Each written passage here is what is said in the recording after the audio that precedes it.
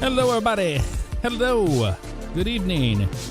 SayIntentions is just having an update, and then we're going to get started. I'm just waiting on that for a little bit. I'm going to go ahead and install it. I think I need to close that out so it can do its thing. BSR Lightning, what is going on? 29 months. Hell yeah, dude. What's up? Benny Bear.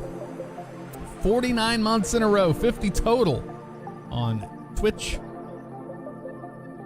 Thank you very much for the love and support. Boy, oh boy, it has been a day. Live streaming from the surface of the sun. My AC has been out for the last few days. What is this thing doing now?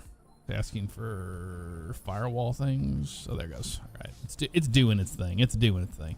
Yeah, surface of the sun, it's currently 90 degrees in the house, but here in my office, I've got it down in the upper 70s, and it's working, so that's the good news. So I'm able to actually do that.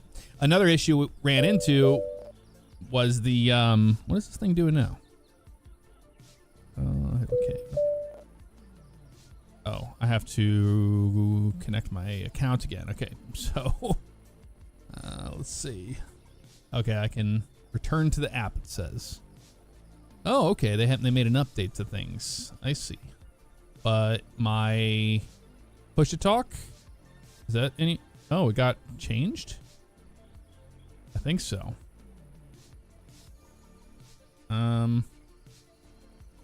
What is going on? Controller, what? Oh. I think I know why. I don't think my, we would have found this out eventually, but yeah, my joystick's not plugged in. That would be why.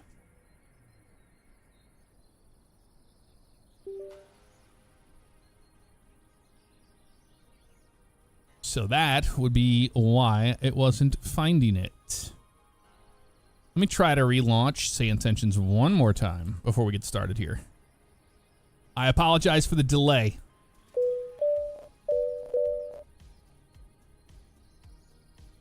Looks like it actually found it that time.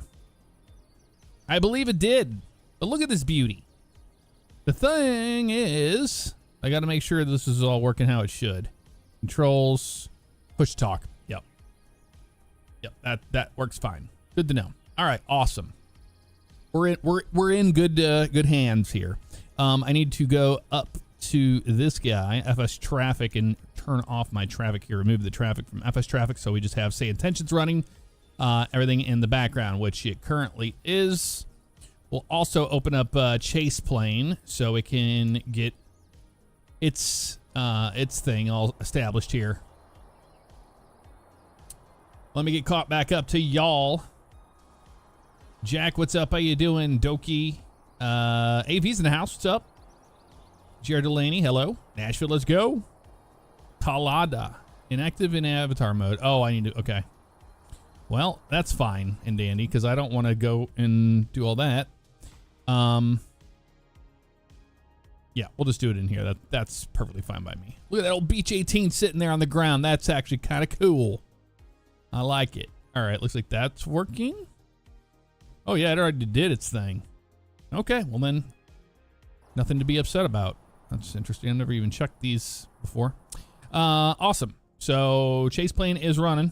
My camera views, yeah, we're good on the camera views.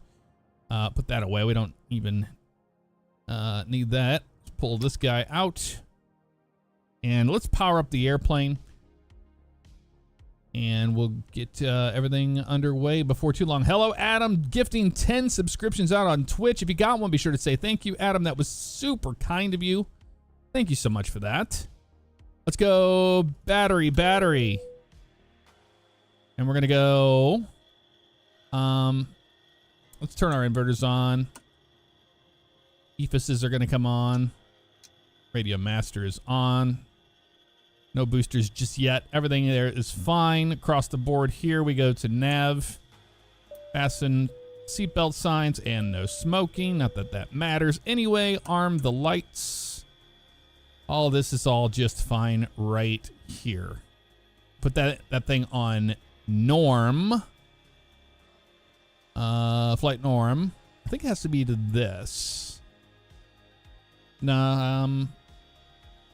For the APU, I think it has to be like this. It's one of the two. It's been a couple days, you know. We go on gen start. It was the other way. Okay, I thought it was. All right, we're good now. Start it on up.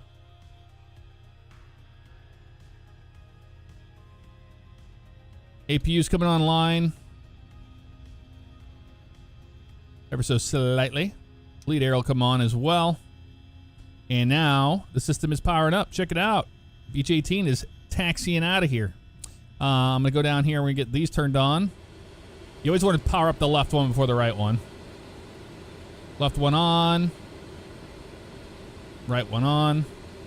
All right, while that's doing that, we're going to get these guys to the nav side of things for our RSs. That's on nav, right? Yep, it's on nav. Sweet. So now the airplane is starting to power up. And we'll go this guy, map, okay. And let's get rid of a lot of stuff we just don't need, you know? Menu. And it is all of the not the nav data, but the next page. Airports, VORs, NDBs. Intersections, we don't even need that. Airspace, that's fine. That way it just kind of cleans it up, you know? And if we really want to, what's really cool is you can put this in invert mode like that, so we have a night mode. I like it a lot better. So that's coming to life. Awesome. We can walk around the airplane. I think let's open up our little guy here. Go to the app, ground ops. Yeah, the covers need to be, or should have been gone anyway. That's what I always like to do. Main door, we can open that up. I'm going to release the chocks or remove the chocks because we don't need those anymore. We do have the parking brake set, which we do. But let's go out and walk around and look at the airplane. It is a beauty. This is the Contrail Falcon 50. Let's end the stream while doing chef things. Awesome, Chef Robert Michael. Love to hear it. Love, love, love to do it. To hear it. To do it, to hear it. Yep, all of that. So what's really cool is you can do the refueling business, which we're going to do here. We just go like this, crouch on down, and you can hook up the fuel hose and you get the actual truck. Now, before we do start and stop and all that stuff, we can do this from inside the airplane to get what we actually need from the EFB. So we'll turn these guys on. If we wanted to, we could actually hit start here and watch. It'll start pumping. So if I go up here into the flight deck, we go over here to the ground operation, not ground operations. We go to the weight and balance here. You can start real-time fueling, see how it's doing its thing. So we're just going to do that. And it should be good. 7,441. That's what I see across the board. And when we do that, we shall see that they put it away already, which it doesn't look like they did. So I don't know if that actually worked how it's supposed to. I don't. Got the same airport, Sheriff Henderson? Nice. I'm on SayIntentions, so if you're on that network. I mean, it looks like it did its job. These are in the off position. I'm going to close this guy up. I don't know why this thing got opened. I don't know. Why'd you get open? How'd you get open? Whoa, hello. What am I running into? Something invisible. There we go. All right, wonderful. Great. Grand. 7,438. 2467. Yep. That's good there. We're going to download our sim brief information. Oh, it should be 6,174. That's what it is. And when you do that, it does change it. See how I just did that? That's what it was. I forgot to bring the sim brief one in. If you bring the sim brief one in and I did the start real-time fueling out there, it would have just defueled or fueled how it needed to, and it would have been just fine. But that'll work. I'm all right with that, to be honest with you. Not worried about the options and all that stuff, but we do have that. Let's open up this guy. If we look at our numbers here, V1, VR, 112. So 100, 112. We don't have these bugged, but we're going to sync the bugs. When we do that, we're good. We see our gross weight's 31,000 pounds. Now, I could come over here and do it manually by doing this and doing our 31 that way. But, of course, they made it easy on us. You can just hit sync weight and check it out. 31,000. It's just a faster way to do it if you don't want to sit there and, you know, wait for it to do its whole thing. So weight and balance, that's good. I'm awesome with all. I'm happy with that. And we're gonna go ahead and close the door, and let's put the Navigraph charts up on the left because that's what we're gonna be using today. Let's go down here, downstairs. Get things ready. Okay, it's loading something. It's freaking out about something. All right. There we go. We're good now. All right. So we pretty much just hit enter, and we have Nashville to Tampa. We hit enter again, and it's gonna we're gonna hit the 1, hit enter. There, our flight plan's already in here. All we have to do is just the other stuff. Let's select. There it is. Looking at my flight plan that SimBrief gave me, we're going Flame 4 to Gend, and then direct to Akori. So let's do a departure here, and we're going to be expecting runway 2 left out of here. So 2 left, and that's going to be on the Flame 4. And Gend transition, which we already have in there. Select it. So now that should be in a good spot. There's Gend there. And then Tampa is going to be on the Maddie 5 arrival. So let's go arrival. It's going to be runway 1 left, we should expect. Transition of Akori. Moving Akori around here. Anywhere. Akori, you here? There it is right there. Akori. And the star is the Maddie 5. Select that. It's in there. It's that easy to do it.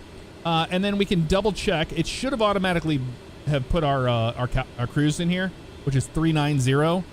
We can always go to the VNav data and double check it. 390 is in there. If it wasn't, we could put it in there. And you don't do FL and then the numbers. You just have to put the numbers in.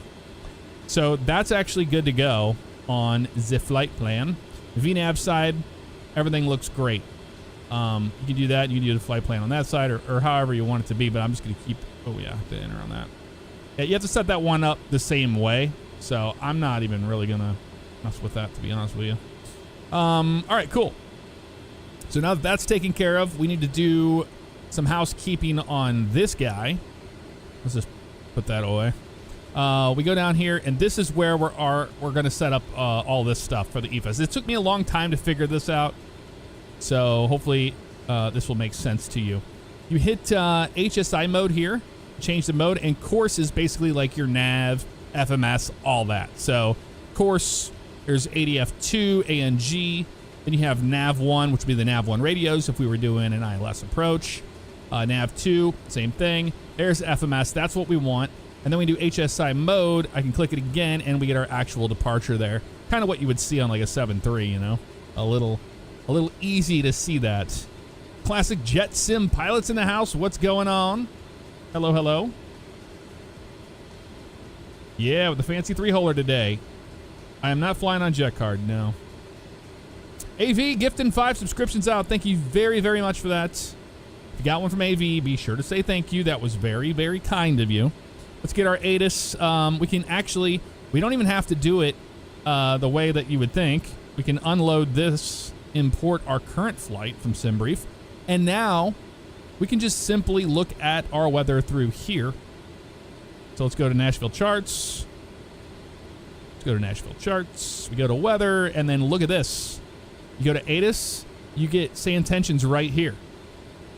So this is what they're using. Information November. There's the runways. Winds are variable at 4. Visibility 10. Few at 6,000. Scattered 25,000. Temperature 3621. Altimeter is 3005. And we have 3006 in there. 05. 05. That's all good. Wonderful. So now we have that. We can go over to clearance. We can get our clearance to Tampa. 12605, right? 12605. Yeah, that's good. Nashville clearance delivery. Remember, 444 Alpha Bravo with information November, IFR to Tampa.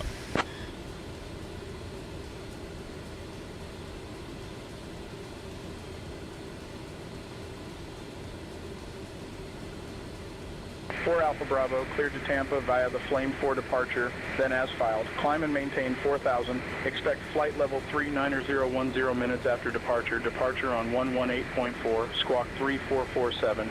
And I know it's not what you filed, but you can expect runway 13. Clear to Tampa via the Flame 4 departure, then is filed. Climb, maintain 4,000. Expect flight level 39010 minutes after departure. Departure 118.4, squawk 3447. Expect runway 13 for Alpha Bravo. 4 Alpha Bravo, read back correct. Contact ground on 121.9er. Contact ground 121.9er for Alpha Bravo. Well, they screwed us. We have to change the runway. And changing the runway in here is not as easy as you think. We have to redo this whole thing again. Gotta love it. Runway 13 now. 13. Well, we know what it is now, you know. You know the SID's going to be Flame 4. And then we have the Gend. Yep, that's the same thing as before. And then the arrival, we have to put that back in. Yep, as you can see, she gone. She gone. One left. We already know it's going to be next. It's going to be a Corey on the Maddie 5, which it already did. Enter. So it wasn't a big deal, but you do have to do it that way in order to make them happy for 1-3. All right. Look at this beauty. Why did my end... Okay, that is weird what's going on with that. That's... Okay. I don't know why my camera's all messed up like that. That's interesting. All right, well, not worried about that. Taxi. We don't have to call them for startup. We're on the ramp. They don't care about us. It's not that they don't care. They just don't care. Air start to start. All that's good. Anti-cold's going to go to red, so we get that flashing beacon. Boosters are coming on. We start the engines. Pitos are off right now. Everything across the board looks good. Starting the engines is very simple. You just press the button down for a couple seconds. You watch for your N2 to be greater than 12%, and you add fuel. Start procedure today is going to be 213. Get our instruments and all this stuff up. We'll start 213 today.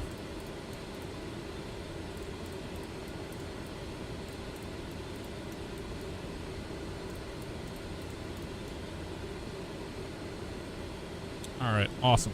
So, 1, 2. Look here.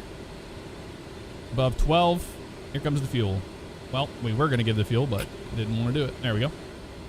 Yeah, I know, induced fuel. We were doing it. It just was being stupid, you know?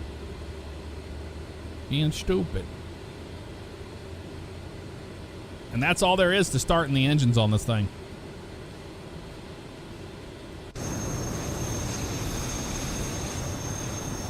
Yeah, something happened to this camera view. It's all messed up. Oh, it's on wing. That's why. It needs to be in spot.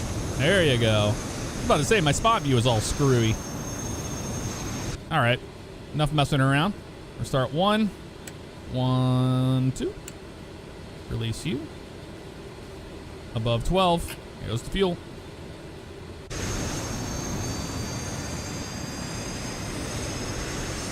Oh, look at that. United 7-3 taking off in the background.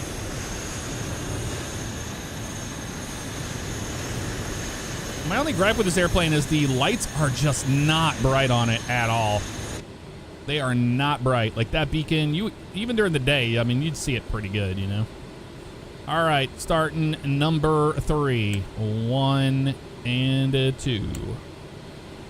Bring it on down here and introduce fuel.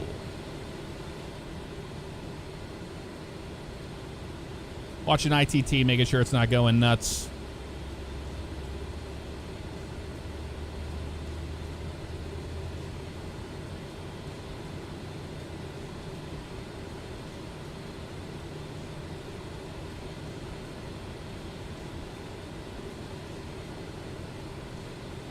One thing with this airplane I haven't figured out is the stab trim thing. I keep it in the green, but it seems like it needs a little more oomph on takeoff, so I'll do one notch back. But I don't ever see a stab trim reading, unless I'm not reading it right. Maybe it is here. Flaps are 20. Yeah, it's supposed to be 20. Which, another thing what's weird about this airplane, I should have already done it on my whole thing, was this was already supposed to be set at flaps 20 before we even started the engines, which is kind of weird, right? For an airplane like that. You wouldn't think that, but hey, there you go. Flight norm. And then all we have to do now is turn our pitot heats on. Mach trim switch goes to the on position. And I'm getting a hot battery. It's a hot day. I don't know. I don't know how to fix that. Stop on you. APU is shutting down.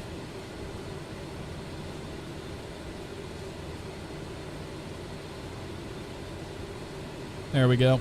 Bleed air. You can go off, gen off, and APU master off. Just like that, we're good to go. So runway 13. Let's bring up our charts so we know where we're actually going here. 10-9. Here we go. 13's over here, obviously. So we're probably going to get something like, man, we might get Sierra 4. Yeah, it's kind of hard to say. We might get Sierra 4 to Tango, Sierra 4 Sierra, and then right at the intersection of Tango 4 left on Kilo, and then hold short of runway 20 right. That's what I'm expecting, but we'll see what we actually get here. We shall see. We have information November still. Make sure we're on ground. 121.9er. Yes, we are. Nashville ground, November 444 Alpha Bravo at Atlantic, ready to taxi, and we have information November on board.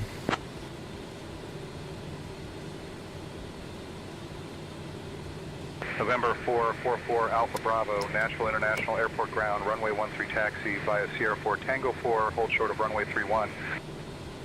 Taxi via Sierra 4 Tango 4, hold short of runway 31 for Alpha Bravo.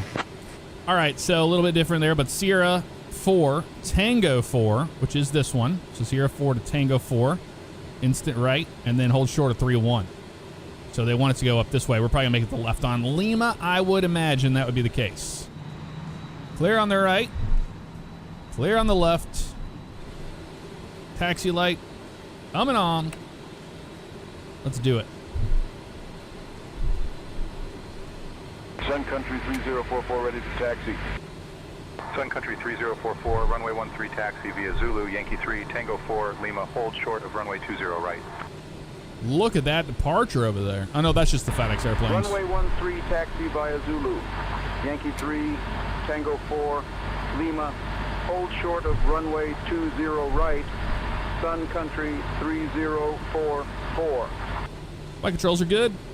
That's all that matters. Hide that guy so I can actually see what we're doing on the HSI, the EHSI.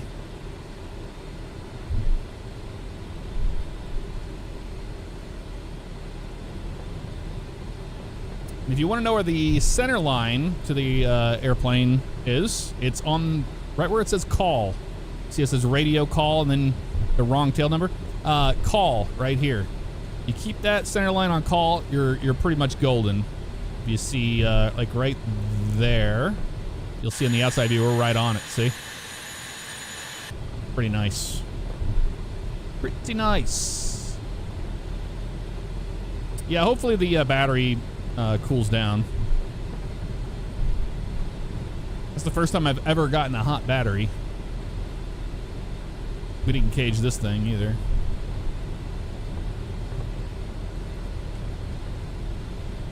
We'll hold short at runway 31. On the taxi out. We'll be runway heading probably, and then we'll get a direct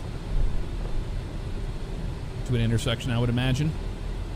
We're hoping. Airplane does not have auto throttle, so we have to do everything manually.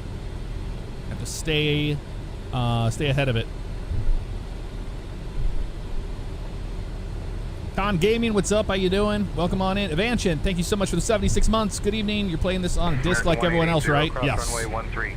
I only play on the disc version. Cross 13, American of Microsoft Flight Sim 24. I'm running my my DVD player USB via USB just to my right-hand side. AV, thank you for gifting a subscription to TOG. That was very kind of you. Thank you. Look at the Sun Country in front of us. Nice. I like it. Somebody in the penalty box, so they're on the runway. What is that? Bravo, hold short of runway 31, A320 vacating the runway. Hold short runway 31 for Alpha Bravo. Yeah, we weren't going to cross it. I think there's something broken there. That he's not supposed to be there. He's on the runway. I don't think that's SayIntentions. I think that might be my FS traffic doing that.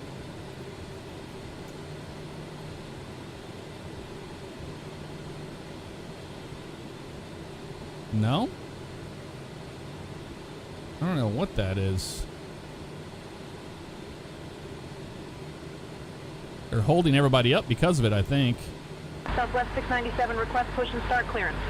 What are we doing here, A320? Start at your discretion. 4 Alpha Bravo, cross runway 31. Huh.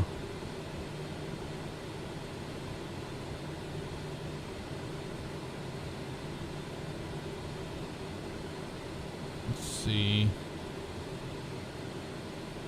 Yeah, I really don't know. Push back and start approved, Southwest 697. Might be a way to, like, reset it. Skywest 3945, request pushback. Oh, he's moving now, isn't he? 3945, pushback approved, no conflicting traffic. Roger, pushback approved. No, he's not moving. Skywest That is 3945. weird. Does anybody know what that is? I don't know what that is. There's gotta be a way to, like, fix American it. 2900, cross runway 13. Oh, it's a live player. Cross runway 13, American That's why. 2900. Look. Shame. Xenon, come on. Get it together, bro. You're on an active runway on the network. Wow.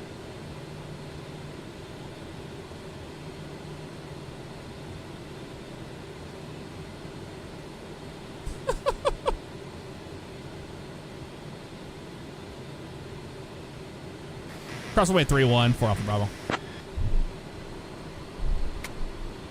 I guess they're just going to take off without him, or him there. They don't care. What a dork. Sun Country 3044, cross runway 20 right. Cross 20 right, Sun Country 3044.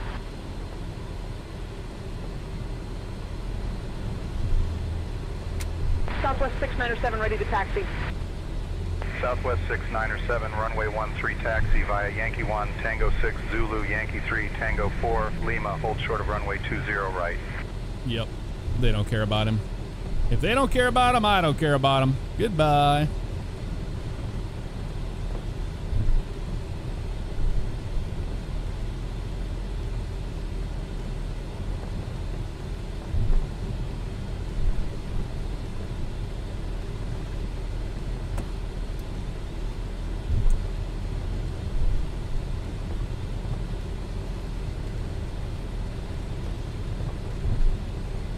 Yeah. Runway 13 taxi via Yankee 1. They had an emergency Zulu, before Yankee 3, takeoff. Tango 4, Lima, hold Just short sitting of on an runway active 20 runway. right, Southwest 697.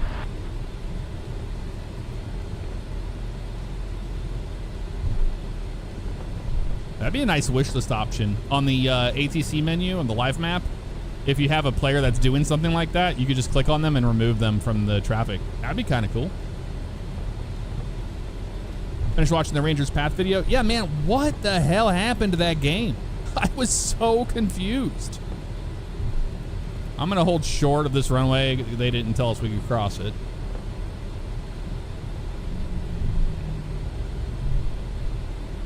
Southwest 2242, cross runway 13, 4 Alpha Bravo, cross runway 20 right.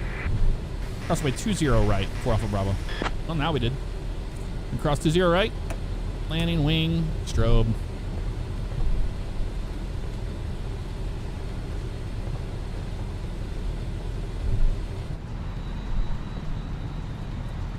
Look at all that. Cross runway 13, Southwest 2242. We're flying the Falcon 50, Emmanuel. I have yet to have a good landing in this airplane, by the way.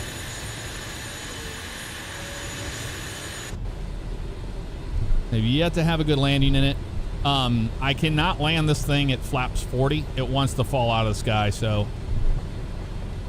Delta 449er, Or 48. I've been doing flaps 20 landings. Delta 449er. And I've had better landings if I'm using flaps 20. United 1460 ready to push. United 1460 push approved. Expect taxi shortly. Roger, pushback approved. United 1460. I don't know, Jeff. I didn't really like it already, but enjoyed seeing you play it. Now it's worse, I would say. They hid the truck. They put the vehicles away on us, so we can't use the vehicles anymore. You know? And you have to upgrade the park in order to do that. But I was getting like no progress on the park, which was kind of strange to me. Am I landing in under an hour? No. I won't, sadly, Rusty. We have a 2-hour flight down to Florida. Down to Tampa. AV, once again, thank you so much for the love and support. Southwest on the roll. There they go.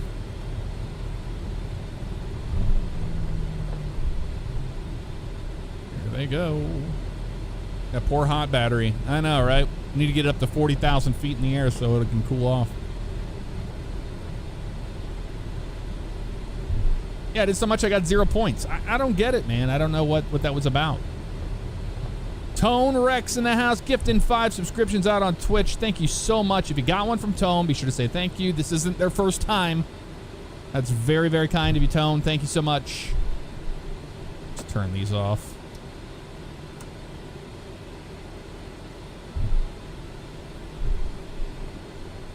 Yeah, the amount of traffic you get on SayIntentions, man, it is... Mwah! Chef's kiss. So good. It is just so good. Look at that.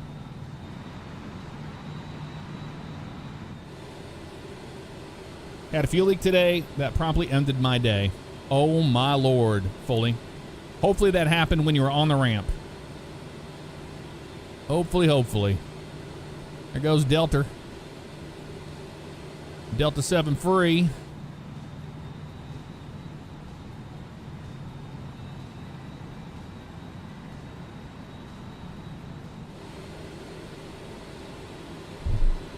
United 1460 ready to taxi.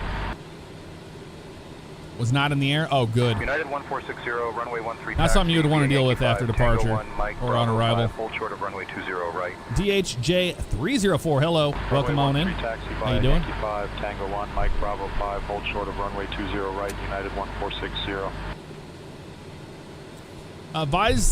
Viseth, they're very different. SkyWest 3945, cross runway 20 SayIntentions right. often offers a lot more than just ATC. I'm just scratching the surface on it. But they have like crew members and all sorts of stuff. If you go to the website, I do have it linked in the description below. Crossing 13, Sun Country 3044. If you want to see what all there is. But yeah, I really like the traffic injection.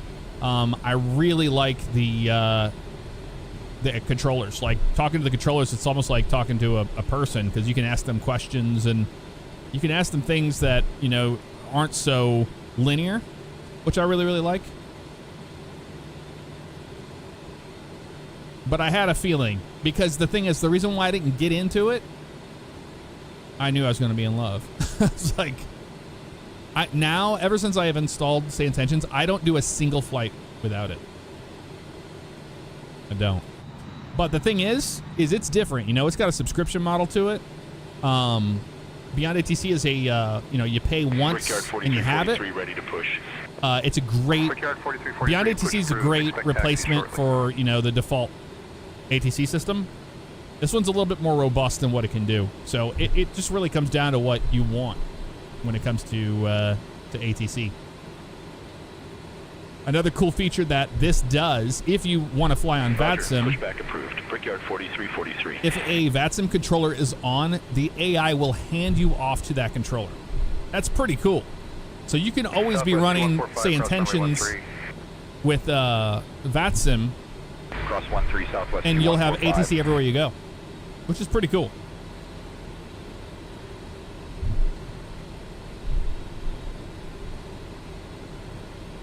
Southwest 6907, I cross was a runway 20 bit worried about right. doing ATC, but did the free 24 hours and subscribed to it immediately. Love it. Yeah, Grumpy. It's one of those things where it's like you don't even like it'll hold your hand if you want to, but you don't have to have it hold your hand. You know what I mean?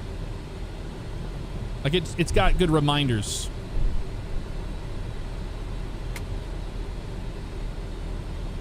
But it's also a lot less scary to talk to 4 Alpha Bravo, contact tower on 118.6. Bye bye. Over to tower 118.6. Bye bye, 4 Alpha Bravo. All right, 118.6. Like I can go over here, like on this, I can go to tower, right? 118.6. I can just click it and it'll auto do it. But if I wanted to, I could manually set it there, and it would be just fine. We're going to be that annoying Falcon pilot that calls in when the Southwest is getting ready to call in.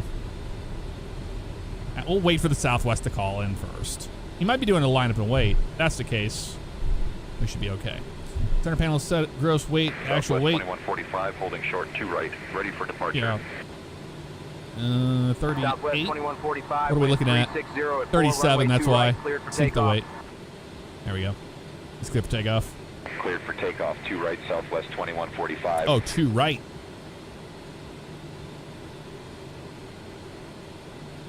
Okay. Sun Country 3040, contact departure. Sun Country on departure. Nashville Tower, 4 Alpha Bravo, ready to go, runway 13.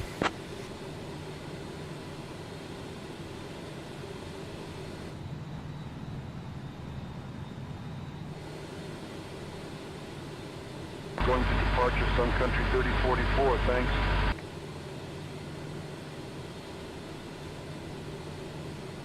November 444, Alpha Bravo, Nashville International Airport Tower, runway 13, hold short, you're number 1 behind the 737. Hold short, number 1 behind the 7-3, 4 Alpha Bravo.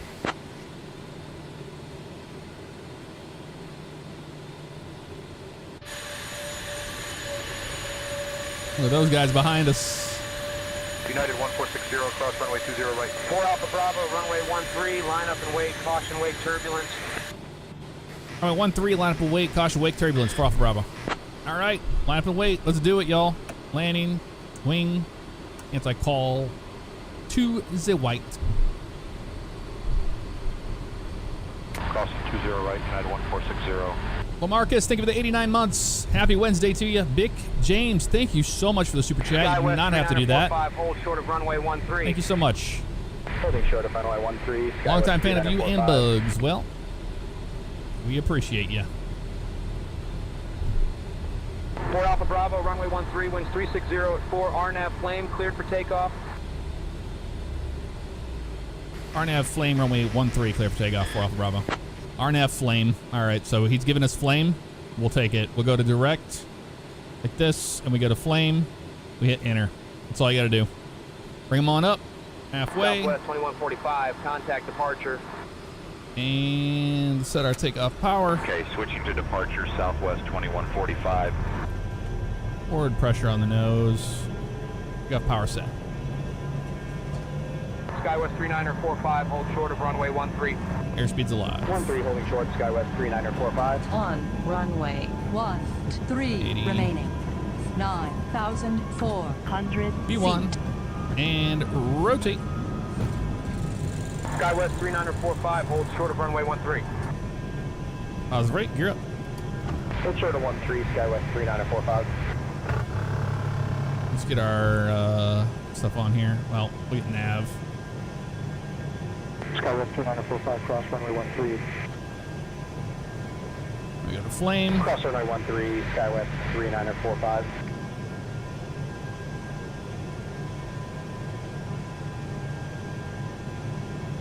Trim the airplane up. There we go. That's good. 4 Alpha Bravo, contact departure. Over departure. Appreciate the help. 4 Alpha Bravo. Now we talk to departure. There's a 7-3 in front of us there. 118.4.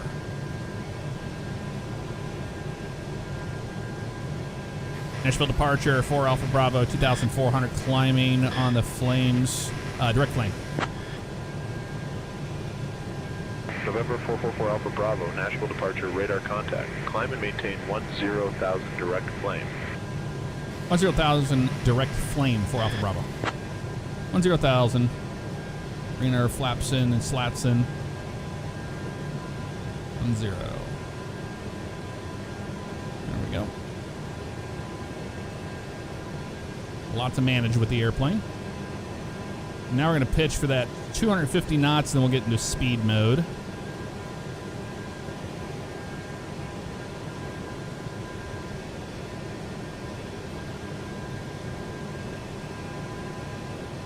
Go pull our power back just a hair. Flame these things out, you know. All right, we're gonna pitch down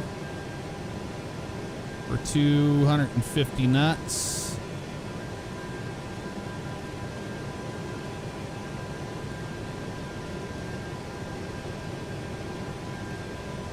We'll also use our trim to help us out a little bit here. Don't have to work so hard.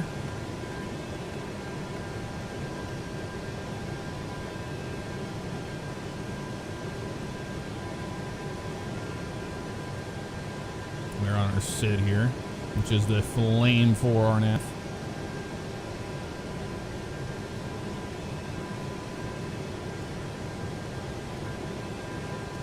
Increasing our airspeed ever so slightly. Turn our taxi light off. Bravo, climb and maintain 12,000. I maintain 12,000 for Alpha Bravo. 12,000. Keep the nose down. Let's get some more airspeed up. About 2,000 feet per minute. It's working out pretty good right there. There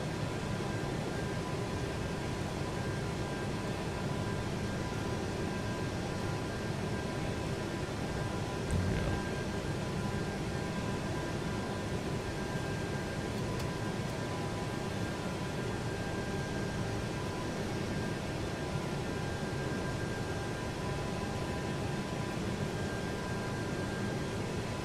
Now we're going to look for 250 on the speed.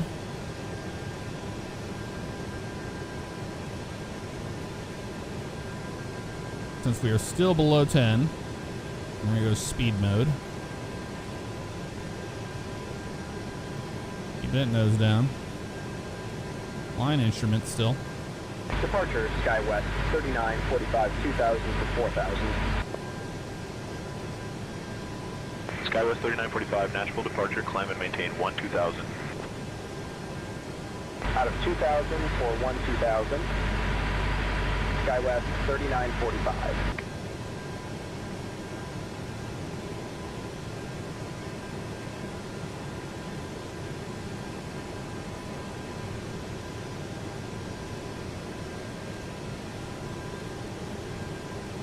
Come on. Thing does not want to speed up. Above 10. Landing light, wing. There we go. We can actually go. We're gonna climb to we're gonna go 280 now that we're above 10. 280 on the speed. Actually, we'll climb out 260. That'll give us a nice climb rate here. Come on. We need 2 more knots out of you. You can do it. 2 more knots, please.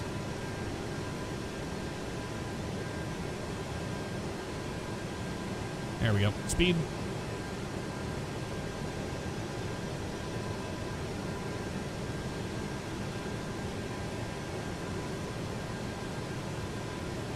Yeah, battery light went bye-bye. We do have a couple click spots here, auto damper and autopilot, which is really nice. Do yaw damper, and then we can do 4 Alpha autopilot. Bravo, contact Memphis Center on Autopilot on. 133.85. Memphis Center 133.85 for Alpha Bravo. See ya. 13,000 climbing. Oh, we were supposed to hold at 12. We didn't capture. We blew through it, didn't we? Thought he'd give us higher than that. He didn't. Departure Southwest 697, 2000 for He did not. He did not. Hold on. Southwest 697, Good Nashville God. departure, climb and maintain 1000. It's a mechanical airplane. You have to do 1000 Southwest 697. 13385. You have to do all this. Let's get back down. Whatever. What are we talking? Memphis Center. Memphis Center. November 444 Alpha Bravo 13000. Let's see if he should give us a climb. November 444 Alpha Bravo, Memphis Center. Good evening, Nashville altimeter 3003. Yep, there we go. Climb and 220. maintain flight level 220. I maintain flight level 220 for Alpha Bravo. It's not an excuse. It's just, you know. Ay, ay, ay. Dealing with all that on departure. It's like flying a 7-2. Like, you're so hands-on with everything. A little bit of turbulence. Just a bit. A bit-o turbulence. Yeah, look, we're climbing so high. We do not need to be climbing that crazy. That's just insane.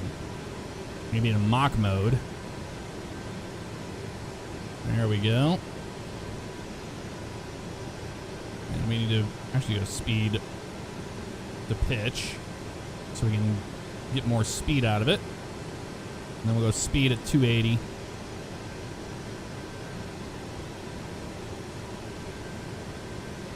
Or at Mach 0.6, whatever it'll be.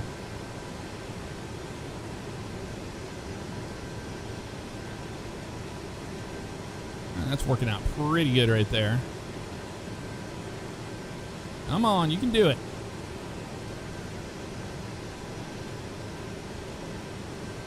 Almost to 18, it'll be 2992.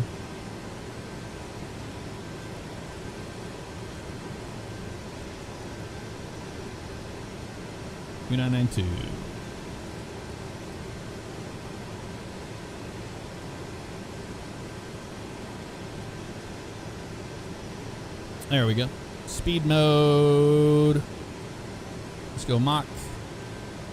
And we'll climb at 0.59. We'll see what we get on that. About 2,000. That's what I figured it would be. That's actually not too bad right there. We're going to maintain power right around 95 on that band there. Until we get up where we need to go. But we're at 2992 above 18 right now. Loving it. And I think we're ready for a vibe session, y'all. Let's see. We had BSR Lightning giving 5 out. If you got one from BSR, be sure to say thank you. As always, Derek, thank you so much. Appreciate the love and support. Curtis Wheeler, thank you for the subscription. Welcome to the stream family on Twitch. All right, it is time for a vibe session. We are overdue for it. Overdue, I tell you.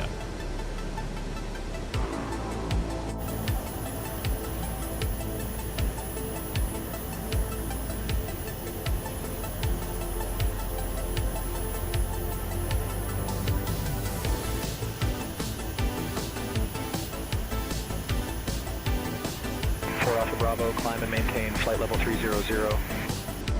Climb and maintain flight level 300 for Alpha Bravo.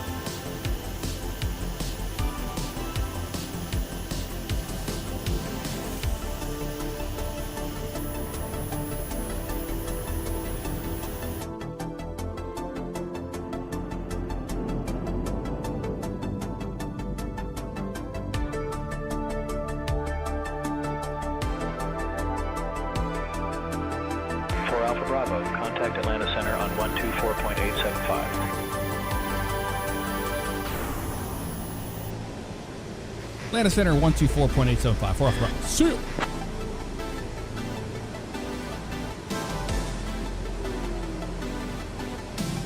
Atlanta Center, good evening.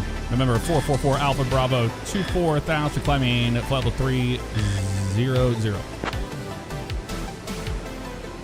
November 444 Alpha Bravo, Atlanta Center. Good evening. Climb and maintain flight level 390. Climb and maintain flight level 390 for Alpha Bravo. For Alpha Bravo, climb and maintain flight level 390. Climb and maintain flight level 390 for Alpha Bravo.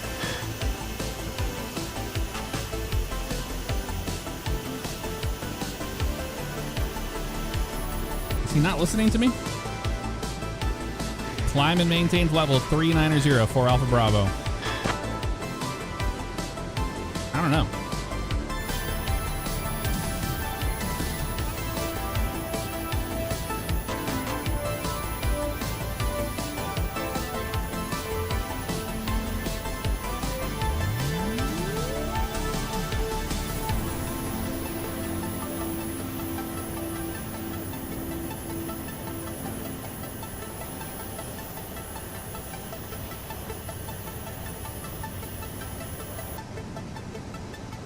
Have a look at that. Airplane making contrails. I am using the Sky Trails by Parallel 42. Love from Parallel 42. Let's see. 4. Turn our music down here. We don't need it up that loud. We don't need it up that loud, I'll tell you that right now. We have exited the SID. But yeah, if you go to the this thing here. Where's it at? Oh yeah, that. Sky Trails. Oh, okay, cool. It's because of the 5.1 update. I have to redo it all. That's annoying. But okay, whatever. I don't want to do it right now. So it's not even running. Not running because 5.1 got installed and I haven't reactivated it. I should be able to reactivate it. Hold on a second.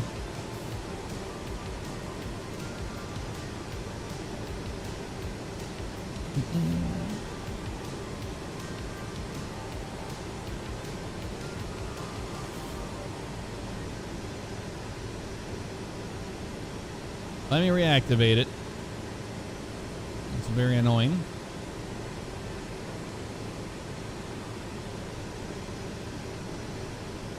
All right. Let me activate this real fast. We'll be right back. Authentication code is there. My order number is here.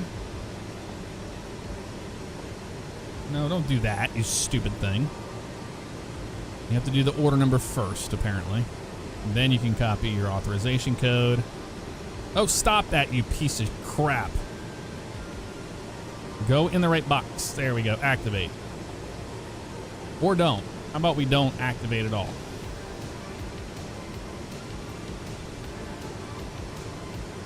What is going on? Why is this so broken?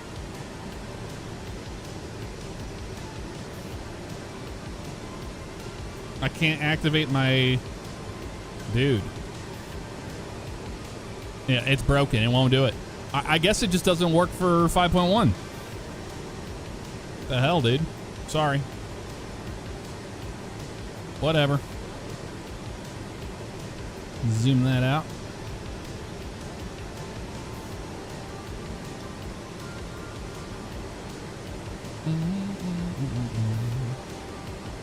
We expecting any weather today? Let's turn the radar on. We'll see. I don't see any weather out there. Yeah, I guess 5.1 broke it. I don't know why we have to, but I can't reactivate it. Oh well. Oh, well. Okay, flight's arrival into Tampa. We're on the Maddie 5. Let's get that all plugged up, ready to go. But we're okay. Climbing 320 right now at Mach 0.6, just so we can maintain about 1,000 feet per minute till we get to the top.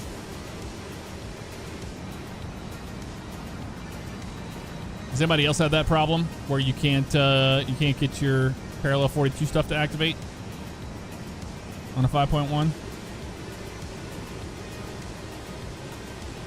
Scott, thank you for the 103 months. Good evening to you. Not running nice and cool again right now. Just enough.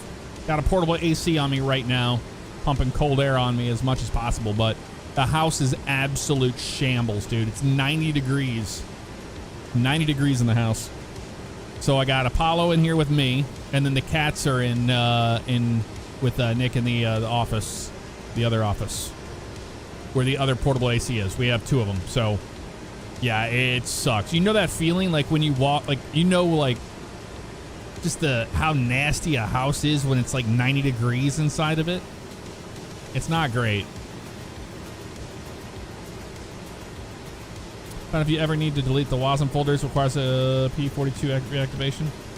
Yeah, I didn't remove those, so that's weird. But it was flickering on me.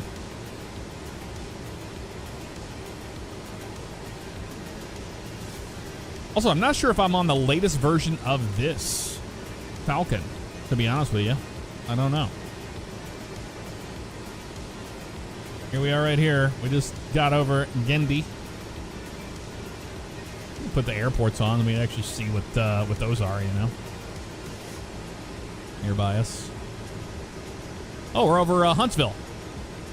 So Huntsville's off to our left-hand side. Look at that. I do not watch the World Cup. No, I don't. Now, am I crazy, or does the ground textures look way better in 5.1? They look sharper, don't they? What is that? That looks amazing. Okay. They do look better, right? I don't think that's placebo. Like, that is just good. Well, that's a little fuzzy there, but... yeah, there's Huntsville.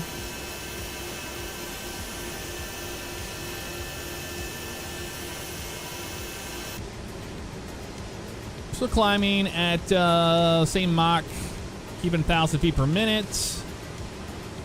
I'm going to pull the power back. I don't know how the power got bumped up there, but I think I accidentally touched it a second ago.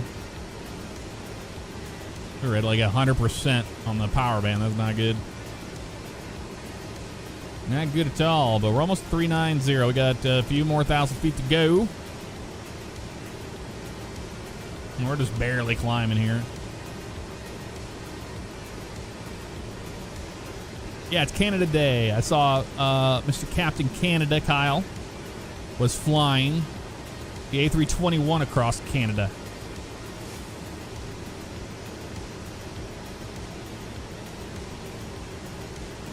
Came up for the National Park update. Yeah. Yep.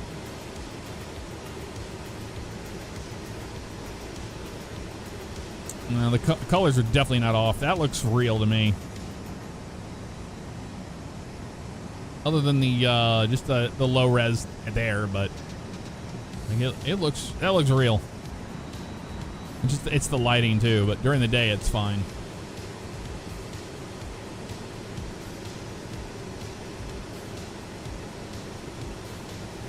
Well, besides GTA 6, we got road trips coming out for American Truck Sim before too long.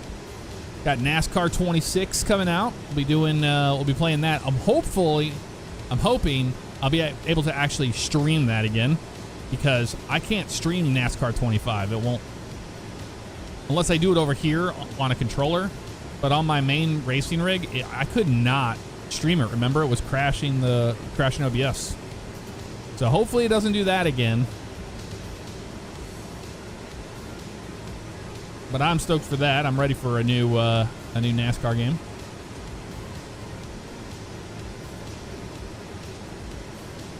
Yeah, frames are good in 5.1. We've never had any problems with frame rates, but yeah, no, it's a smooth experience. Whoa, hello. What's that?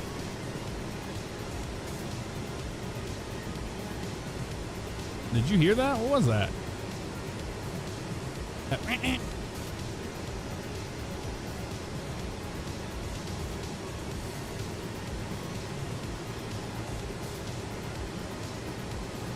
Sound like a printer, yeah, but I don't have a printer in this airplane. That's why I'm confused. Genuinely confused about it. Huh.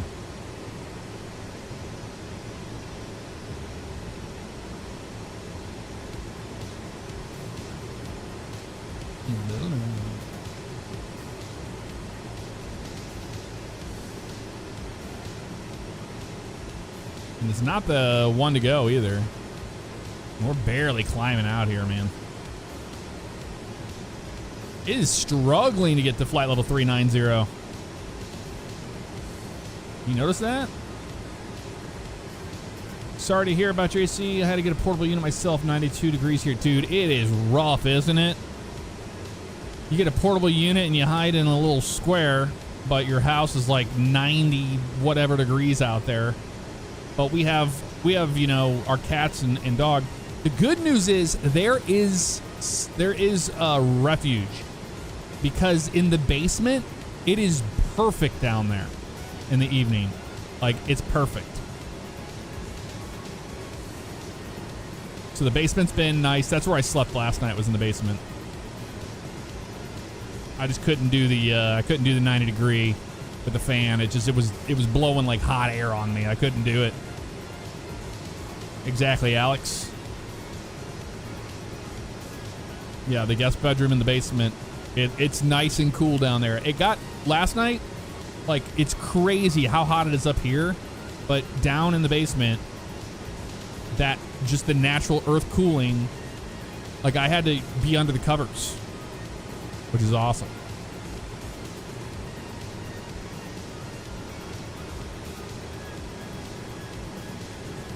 Try to squeeze a little more performance. Now we have this thing maxed, dude. This airplane feels so underpowered. You know, for such a sleek airplane with 3 engines, it just seems so underpowered with the hours I have in it so far. I don't think a Falcon 50 is that underpowered. Maybe it is. Maybe I'm wrong. But 3 engines just seems like it should be. We should have a little bit more climb performance out of this thing than we do.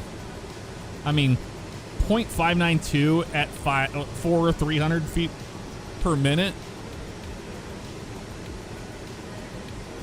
At 99. That just seems terrible performance. Seems like it's terrible.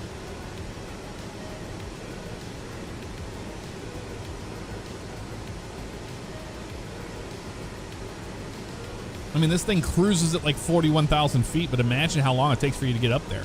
And we're not even like super loaded or anything. I mean, look at our fuel.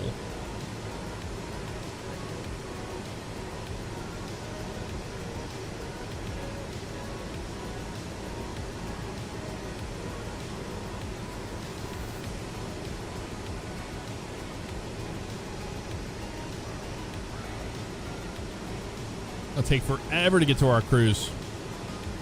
I was at Expo this year. Yes, Ghost. It was a good time.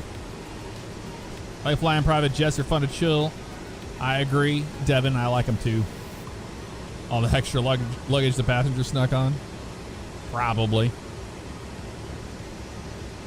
Probably. So, now that we're getting closer to our cruise altitude, if you guys aren't on X/Twitter or whatever, more power to you. I'm just, you know, too deep in at this point. But I saw the Sony announcement this morning about, you know, how they're not going to be continuing physical discs here on Ford. And my opinion on that was that I haven't, like, I was like, when I saw it, I was like, okay, I don't care. But I went over to Twitter, and it was on the For You page, which you should always double check and make sure you're not on that. So I thought that my following page where I'm... Alpha Bravo, please expedite your climb to flight level 390. Yeah, we're climbing to flight level 390. She's taking her time, but we're getting there. We're off Bravo.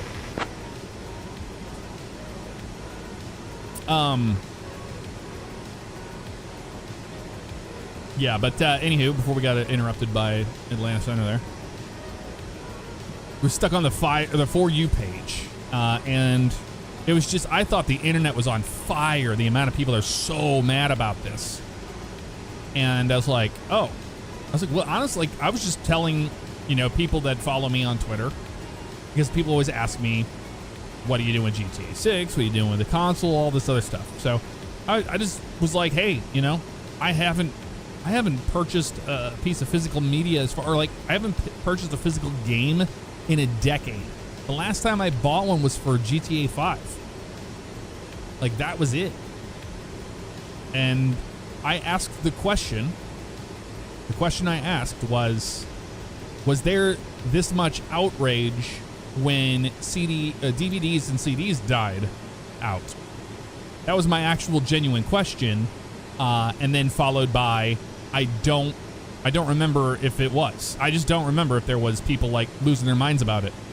And then I was greeted with a lot of people that are just telling me that DVDs and CDs are alive, thriving beyond my imagination, when I thought DVDs phased out in the 10s and CDs before that. I feel like I walked through a portal. I was like, what? Like, I know that it exists and they still make it, but are those viable markets? Why would Sony make the decision to remove it? You know what I mean? If they were making a ton of money on physical copies and recouping the costs of having physical copies made, they would keep them, right? I don't know. I don't think the sales are there. And nobody really gave any solid numbers or anything. And I didn't either, because I wasn't trying to argue that.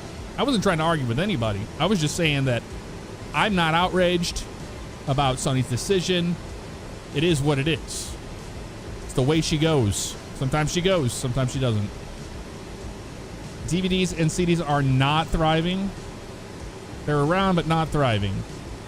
No, they're saying they're thriving, but I'm like, dude, when I walk into a store, back in the 90s or like in the 10s, well, let's talk about like, not even that. I would say the 2000s, right? You could walk into any store that was an electronics store, Best Buy, whatever. Okay, this thing needs to speed up. We were at our cruise. And we do all that, right? Hang on.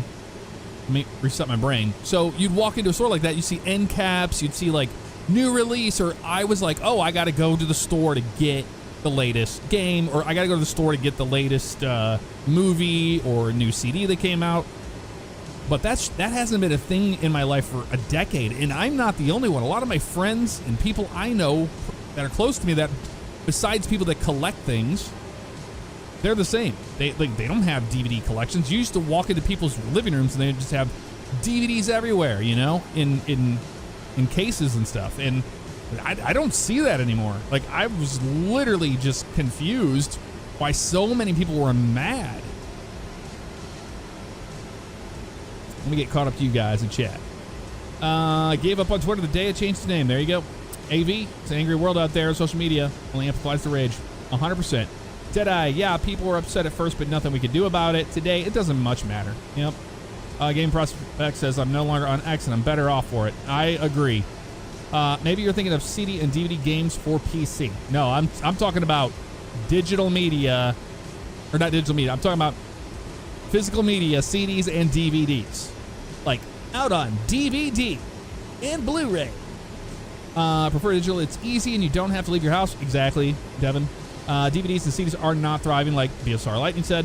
Derek's got his opinion on that as well, and I agree. Yeah, they're still around, but yeah, not thriving, said Salty. Penny Bear says, damn, AV.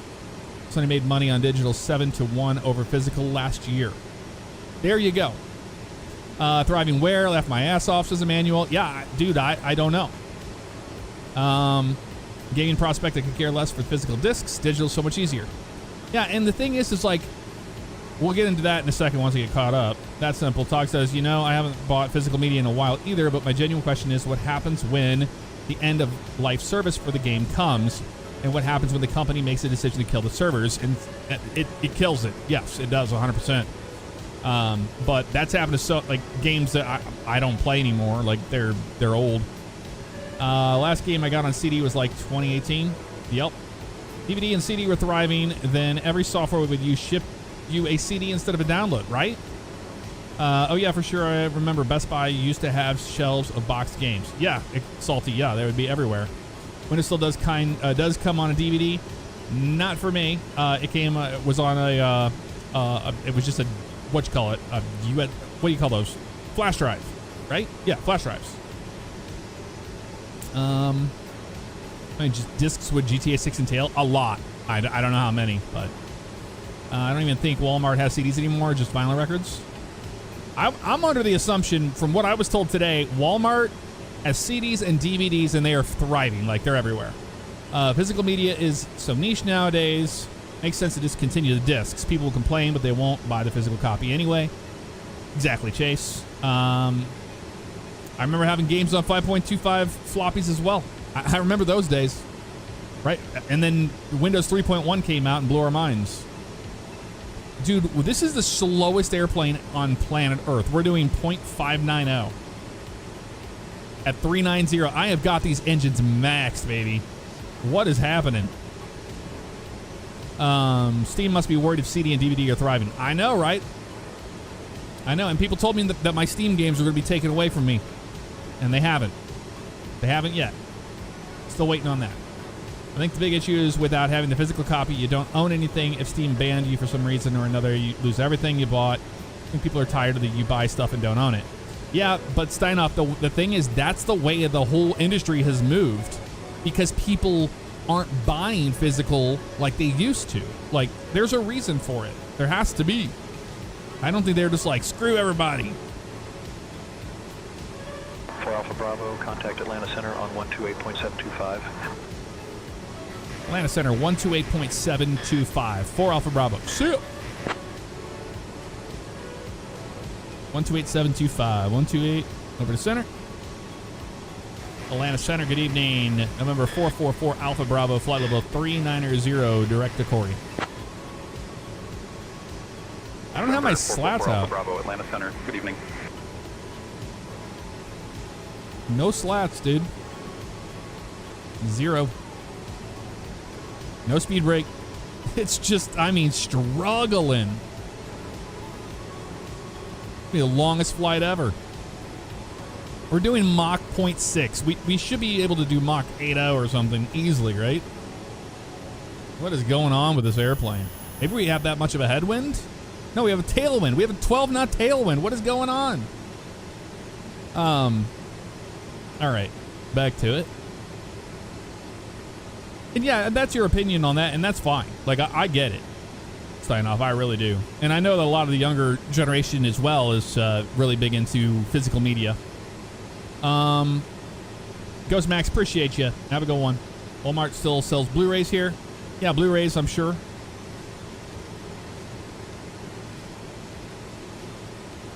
My sister-in-law works at Walmart. I just asked her. She said they barely sell CDs and DVDs. There, barely. CDs and DVDs, but pretty rural. I think the clouds are moving faster than you are. I think you're right about that, Salty. Misk says, I loved having my floppy disks sorter. The box with the lid and key. Oh, yeah. Oh, yeah, you leave the key in the box. I remember those. And remember how cool you could get the floppy disk, the 3.5s with the see-through, like, colors? That was really cool. Yeah, it's like taking a 172 up to high altitudes right now. Am I on official release or experimental? On the official release. Canadian Captain Mustache. How you doing? Not flying a Harry tonight. What's up, Misk? Good to see you, as always. No headwind, tailwind. Yeah, it's moved that way, but I think people are now seeing that and don't like it. Like the whole PlayStation movie debacle going on where people had paid for movies. Yeah, I've seen the same arguments all day today over and over, but I'm just like I get it. I do. For me personally, I'm like, I'm not taking my games to the grave with me. It is what it is. If they want to shut down Forklift Simulator 2019, they can. They can take it away from me. It's past its peak. The thing is, like, all the games that I play haven't been removed or have been threatened by it. And with physical copies, they are just DRM codes anyway. I was under the assumption. Apparently, that's not the case at all. According to the internet, because I got blasted a lot for this today, according to the internet, they're still printing 1.0 releases on discs for games. 1.0 discs, you know, even though you have to get the day one patch and all that, according to the internet, that is what's going on. I really have a hard time believing that that's the case. And I'm not hating on physical media at all. Like, people that collect it, I get it, man. I collect, model airplanes. I collect different things. I have different hobbies. I'm not hating on that at all. I'm just saying that, it was kind of like a don't pee on my leg and tell me it's raining situation whenever I'm like, for the past decade, dude, I'm like, I've been in so many people's different, like, living rooms and, my family members and all that stuff, that even people that collect retro games and stuff, and it's not the norm to use CDs for music or DVDs or even Blu-ray. Blu-ray is still a thing, but it's just not as common as it was in the 2010s. It's wild. Reminder of Ross Scott arguments on how certain game companies have you buy the product only to have them kill downloads when the EOL came out while people were still playing it. Yep.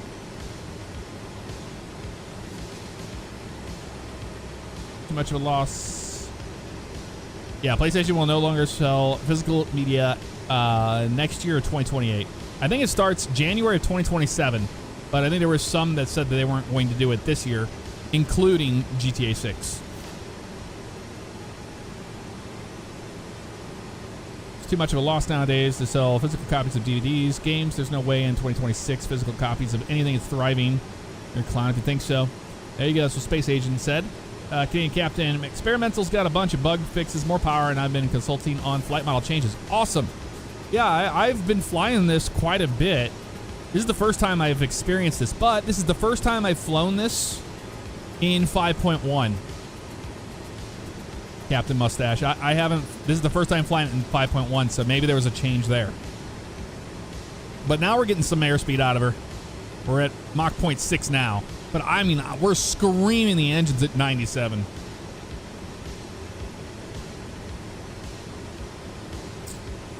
Surprised they didn't switch from CDs to flash drives, right? No, not forklifts for them. GTA 6 is the first digital game you purchased. Interesting. Still buying Tarkov DLC. You download the game anyways. Imagine if Steam deleted half the games in their store and didn't allow you to play them through Steam anymore. Yeah, that would suck. But I'd pick up my guitar and I'd move on with my life and find different games to play. Or do something different, Like, it is what it is, man. It's the same thing as, like, how about all of the VHSs that I purchased in my life? DVDs, CDs that ended up in the landfill are worth absolutely nothing today. Cassettes, I own quite a bit of cassette. It's just one of those things where I'm like, yeah, I mean, that sucks, but I don't know. The outrage would be insane if that happened, Tog. The brighter side, most of the games you didn't pay much for, right? Like if you buy them on sales, kind of $2 to $3. Yeah, and there were people that were talking about how it was a, for secondhand market and all that. I'm not interested in the secondhand market. I don't buy games and resell games and make a, I don't want to take, what would I have, even to even remotely be something like, I don't know, what's a game that came out in the last 5 years that was on disc? I don't even know. But I'm saying I can't take it to my GameStop and make $2 on it on a trade-in or whatever. I'm not into that. But some people just absolutely love that stuff. The bargain people. There's valid arguments all around, but at the end of the day, it's a clear-cut business decision on Sony's part. Yeah, they have a reason to do it, and they decided to do it. But Jeff, you are a professional gamer. Your business is playing the newest version. There is something to be said to have the code to be able to play it decades later for nostalgia, to like a history. Yeah, that's true. I get that. I personally do not care about it that much. That's the hard line of it. I'm not gonna die on a hill over video games. I love my video games, but like I'm not gonna die on my hill. Die on a hill on it, you know. So the VCR DVD RW combo. That's amazing, Quiet Person. We don't know how it plays out in the future. No one knows. We have a Steam machine. Yep.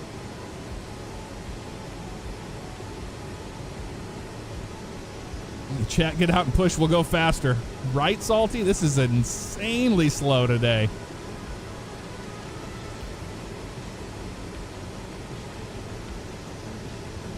Plus the cruising altitude. Increasing. Oh, it decreased to speed it up? Yeah, maybe. I don't think so. I mean, we're getting 15 knots on the tail right now. It's not bad. What happened with a game called The Crew? Yep. I paid for it. The physical copy should be mine, so unless it's stored away on a whole HDD. Yeah, but the thing is, like, a lot of HDDs that have games on it from my Xbox 360 and all that stuff, they're in the landfill now. Like, I get people's upset about like wanting to own their games and all that stuff, and that's just a whole thing. But you know, it's like my Amazon movie library could be gone tomorrow, gone. But I know that going into it. I'm not an uneducated person when it comes to making purchases digitally. I know the risks going into it.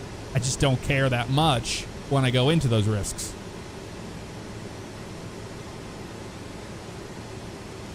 Yeah, Devin, that's how I feel about it. If I want to keep them that bad from PC, I copy them to SSD or HDD. Yep, there you go. But those can even, those die, you know? Hard disks die. SSDs die. Everything dies. You'll climb the hill and camp on it. There you go. Still sitting on my PS2 Rock Band kit. Ah, you're a hoarder. No, I'm kidding. All you have to do is just say you collect it and you're good to go. Does it have an auto throttle? If you want to have an auto throttle, it has a fake one by hitting that screw, but we're not. We're managing it manually. Which you can see right here. We're at 97 across the board. I don't want to push them to 98, 99 and be flaming your engines out at 100, you know, at 99 at cruise.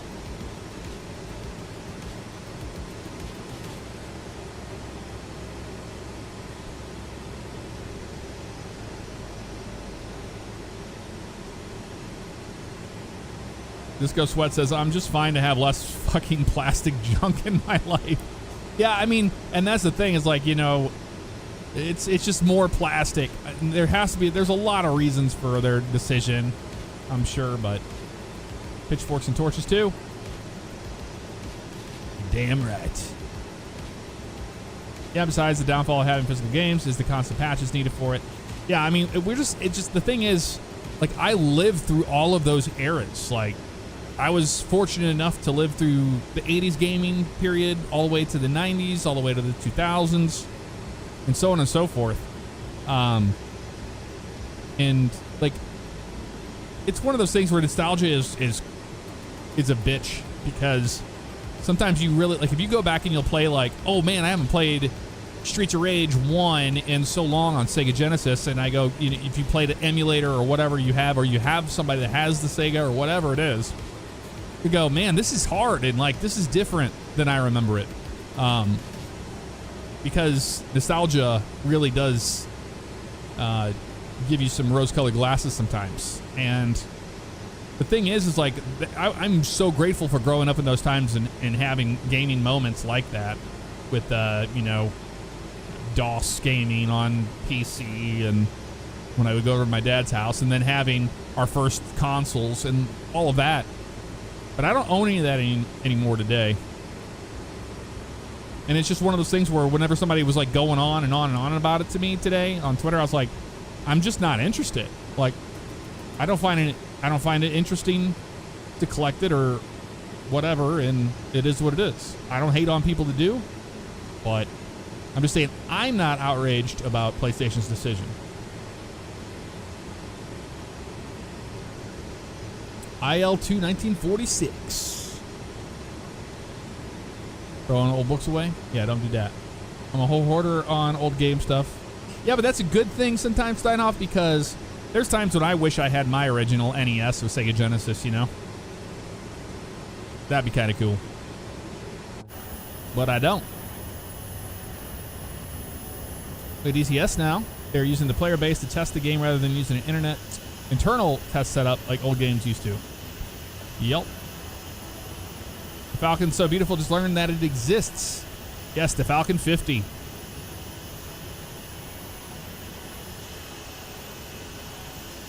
What is this around us? You see that? What is this? What is that?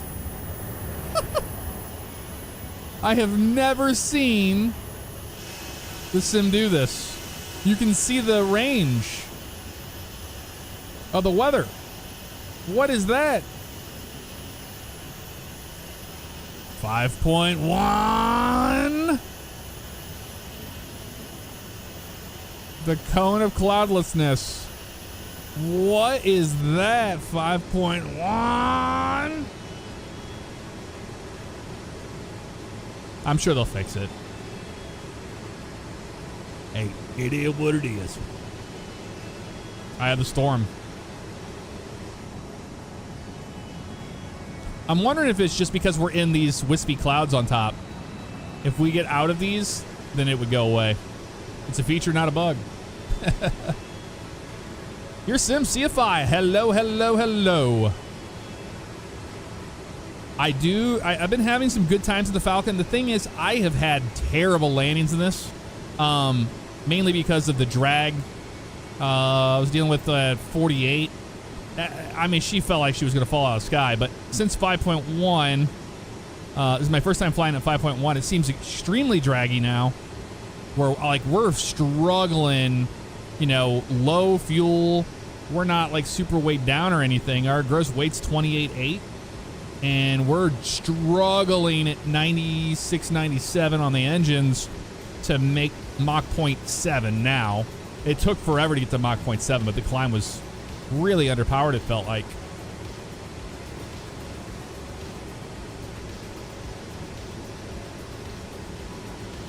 Alpha Bravo, contact Jacksonville Center on 124.475. Over to Jack Center, 124.475 for Alpha Bravo. See you. Be density altitude? It could be. Started helping Lars with his FM. If you get the experimental build, gotcha. Okay. And the pitch will be less like a spring. Yeah, it is a little springy. I agree. 124.475. But I love the Falcon. And I hope one day we'll get a Falcon 20. My favorite Falcon of all time. Jacksonville Center, good evening. November 444 Alpha Bravo, flight level 390 to direct Ablo. That was a lot to say. November 444 Alpha Bravo, Jacksonville Center, good evening. Much less drag, matching book numbers, lands better, ground handling better. Gotcha. Okay. Awesome. Yeah, I have to check it out. This is on the first patch. Was there a second patch that came out? I don't check the Contrail app like every day. And then our AC went out here at the house. We've been dealing with that crap, but it's possible I missed a patch. But this is the first patch that came out, the first update since the release. Yeah, I appreciate that, SimCFI. Thank you so much. Appreciate you and your videos as well. Experimental is pre-second patch. Okay, gotcha. So I'm on the correct one. Freight ops in the FA20. Legit retro FedEx. Man, just the sound of those things. But it's basically this cockpit with all digital. God. All analog gauges, basically. If you don't know what a Falcon 20 is, it's just this with the nose. It's different than this. It's smaller than this. 2 engines on the back. The different wing on it. Different fuselage. It's different. Just the same nose looking. Same looking nose, I guess. But they're so cool. And when they shut their engines down, they go bzzz. Well, they're the TFE engines. The fog sphere has left the building. Yeah, I think it was that. I think it was just being in the clouds. See? That's what it was. This is a bug when you're in the cirrus clouds. It gives you that. Interesting. We are just... I'm worried we're going to run out of fuel on this flight, dude. Because of the poor performance. Nah, we're at Mach 0.72 now. We're going to be fine. We'll be just fine.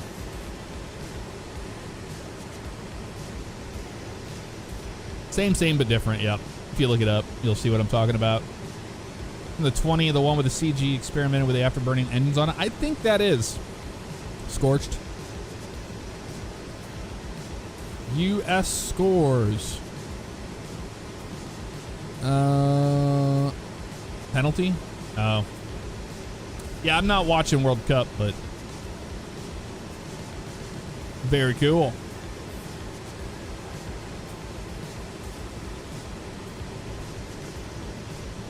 An Antonov 2 Colt to refuel me? Yeah, that'd be the one. All right, we're gonna roll these engines. I don't know what we're supposed to actually run our engines at a cruise, but we're gonna just roll with that for now. And I'm gonna take a break of talking because I've been talking way too much here. And we're going to get into a vibe session. Enjoy.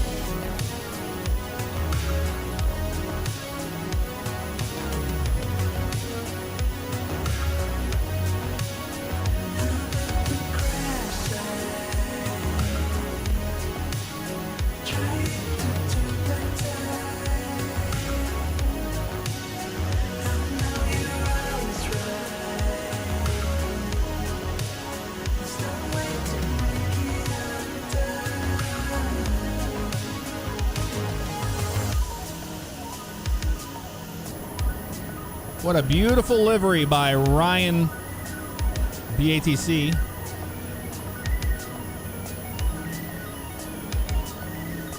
On flightsim.to.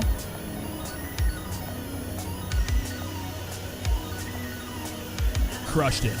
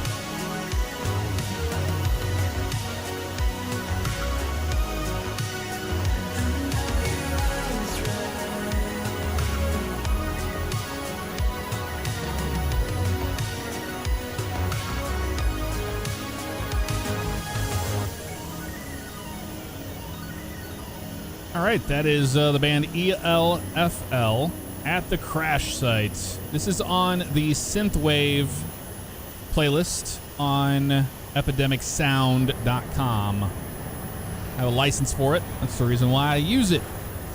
Just like that.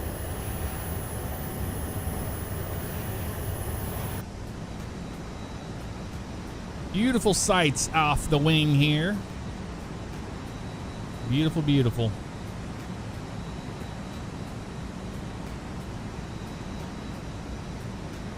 We've been getting absolutely destroyed by clear air turbulence up here today. And that is the program that I use called, it's called RealTurb. RealTurb, and if you get it on SimMarket or wherever I bought it from, I think it's SimMarket. RealTurb, it looks like a 2000s looking image, the thumbnail. And it's like for Microsoft Flight Sim, but it works for 24 just fine. But that's how I get realistic turbulence.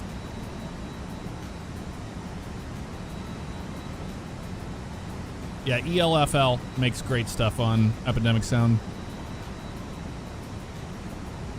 We had a huge thunderstorm the other night after the heat wave. 1,700 lightnings registered in less than an hour. Wow, Misk, that is crazy. What store do I use mostly for mods? Oh, God, dude, I'm just as bad as everybody else. Dude, I've got like 4 or 5. What we got? Contrail, got Any Builds, got Orbix, SimMarket. Did I already say that? Maybe? Yeah. And then who's the other one? I feel like I'm missing one. But yeah, I use them all, dude. It's a mess. The worst is, so Any Builds had a sale, right? On sceneries. I was like, oh, I need to get these sceneries, right? I bought them for 2020. They had 24 versions already, or they were compatible with 24, and I rebought them during the sale because I didn't know I already owned them because they were on the SimMarket, or they were on, a bunch of them were on the Contrail app. So I completely screwed myself by rebuying scenery. I've done that before, and apparently I'm not the only one who has done that. A lot of flight simulators apparently have that problem, keeping track of everything. Boy, it took us a while, but we got up to Mach 0.76. We're giving her all she's got, Captain. There's Tallahassee. We're going to fly right over Tallahassee. All right, we should be able to pull our power back a little bit, save some fuel. Now we just have a 7-knot tailwind from the right. Not much. I was worried we were going to burn all of our fuel all the way in. So we have to pull back just a little bit.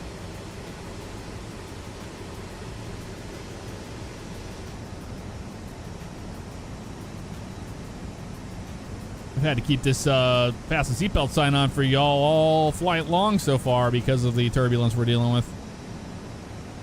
Crazy.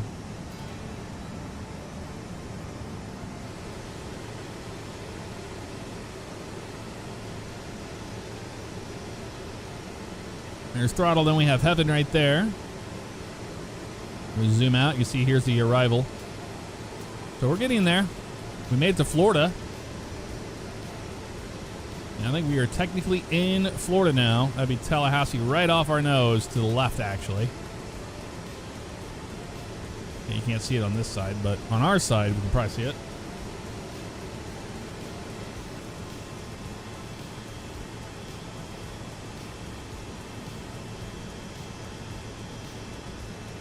Yep, there's Tallahassee right there. I have landed on that runway in real life quite a few times in a 172.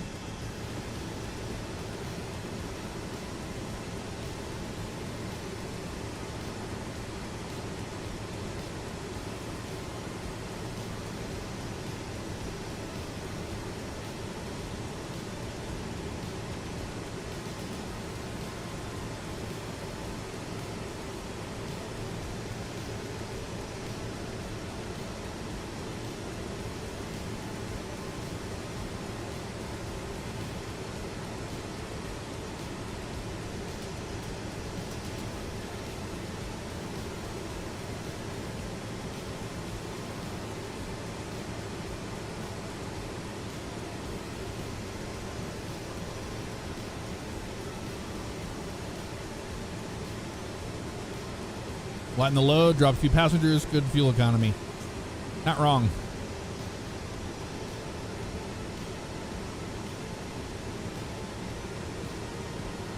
Marketplace because of spamware concerns. I buy quite a few airplanes off of Marketplace. All the big ones that are on Marketplace, because usually if they have career mode option, I'll buy them on Marketplace. But you can't buy this one on Marketplace because it's a Contrail exclusive in the beginning. It will be eventually, but for now it's on the Contrail store. How long till top of drop? Let's have a look-see. 50 nautical miles. I'm sure Jack's Center will be descending us soon. They'll tell us to descend via the Matty 5.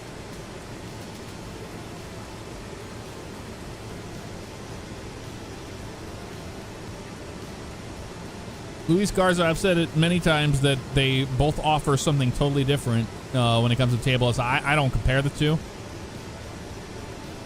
SayIntentions gives you not only, you know, traffic injection and ATC, but it also does so much more. So if you look into it, you'll see if it's something for you. Whereas something like Beyond ATC is just like a good replacement for this, the default ATC system. And they're also different because SayIntentions is a subscription-based model, whereas Beyond ATC is you pay once and you have it, and then you can get premium characters. But they both do very different things. They offer different things.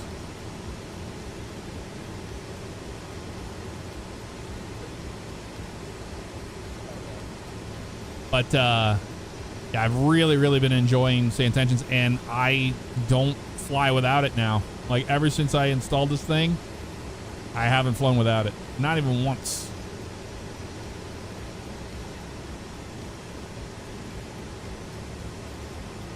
You see the coastline.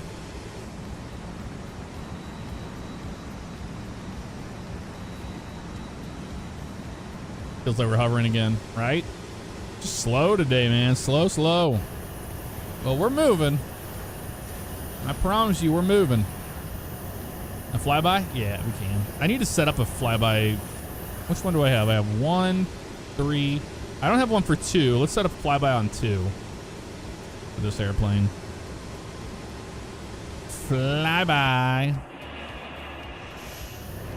View shortcut 2. Save.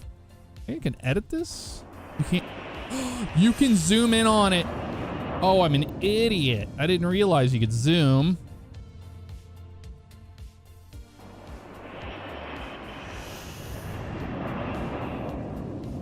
Wait, not new.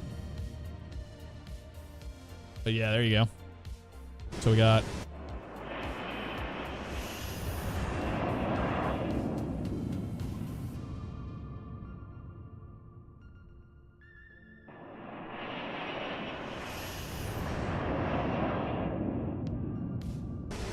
I use, this is Chase Plane by Parallel 42. The beauty that is Chase Plane. It takes over all your cameras. So like when you first install it, it's like, do you want it to take over all your cameras in the sim? And I know it sounds scary, but I say yes. But if you uninstall it, it goes back to normal. It saves everything in the cloud.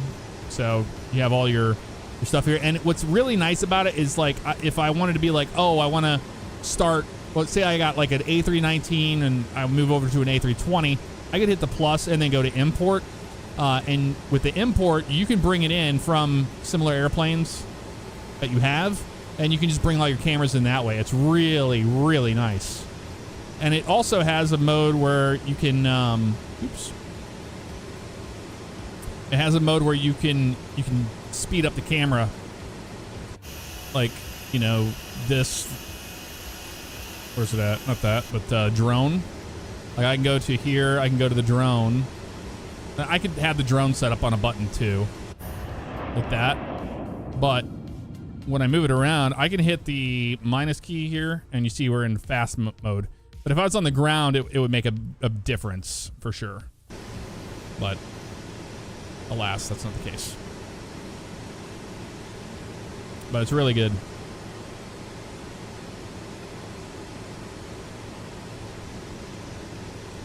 Now the U.S. scores. So let's brief our arrival here on the Maddie. So Akori, we're between Akori and Heaven. We're gonna hit Heaven, then we'll be on the arrival. Maddie, between 11,000 and 8,000. And then we go to Rooker, then Blout, then Seabass, and we make that right turn 187. Tooth at 210 knots, 5,000. And then Phelam is at 5,210. And Phelam is landing one left, which we are today.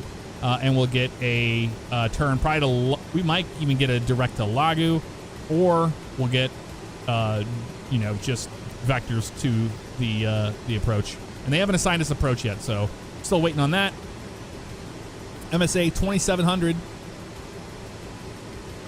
Taxi today, pretty straightforward, easy peasy, beautiful and breezy. One left arrival. Right turn off of Whiskey 5. We're probably going to make the right turn, and we'll expect Victor 4 to Victor, and then we'll take Victor probably to Juliet, and then across to get down here to the FBO for General Aviation down 4 here. Alpha Bravo, contact Jacksonville Center on 125.05. Contact Jacksonville Center 125.05. 4 Alpha Bravo. See ya. 125.05. Center. Jacksonville Center, good evening. November 444 Alpha Bravo, flight level 390 direct legged. November 444 Alpha Bravo, Jacksonville Center, good evening. And then here, we hit this button, we go to our approach. Numbers 28.2. Sync up the bugs, 112, VOP 117. Seems very low, but we'll see. We shall see. They haven't given us a arrival yet, or a not arrival, but a approach to expect. So we're not worried about that just yet.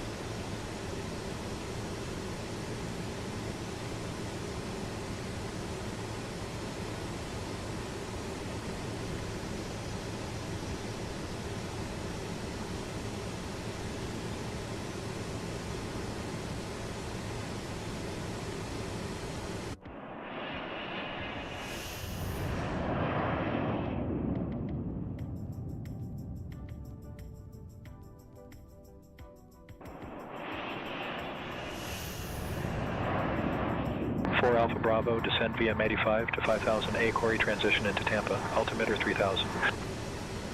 Descend via M85 to 5000, a Corey transition into Tampa, altimeter 3000, November 4 Alpha Bravo. All right, down to 5, let's do it, M85.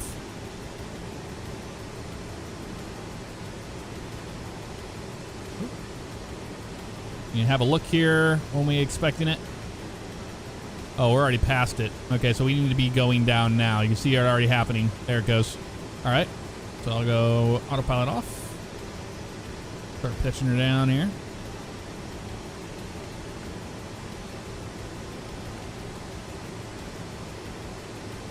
I'm going to try to get the VNAV when that becomes a thing. We want to get to about 2,000 like that right there, and we'll go vertical speed. We'll hold it until we can capture the VNAV. We're going to keep best speed right now, so just barely pull the engines back. Down to 5,000. A Corey transition as we expected. We still have not been given a runway or approach. But we also need to brief the weather in Tampa on SayIntentions. Oscar, 2353 Zulu, riding on 1 left. Yep. Wind is calm. Visibility 10. View at 2,400. Scattered 3,800. Broken at 11,000. Broken at 22,000.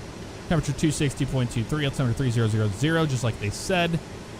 Awesome. Pilot's requested. Back all right. Yep. Gotcha. Oscar. Information. Oscar. Let me let the approach controller know that.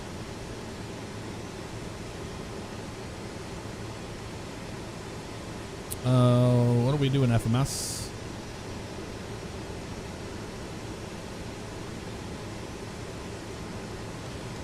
Did we lose? Oh, we're not on the autopilot. I'm an idiot. Oh my god. Forgot to turn it back on. I was too busy yapping. Oscar the Grouch. Remember Oscar the Grouch, everybody. That's what we're going to get.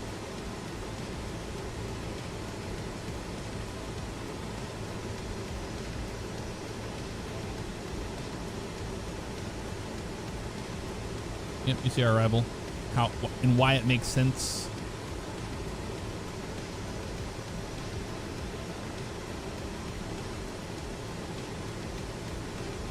Imagine we're going to get ILS Loke.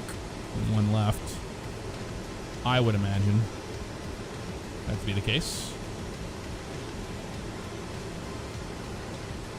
Good on speed right now. Falling way behind you. Went for RNAV, RNP, Zulu 1 right. Deadeye, are you flying on the network? You look on the live map.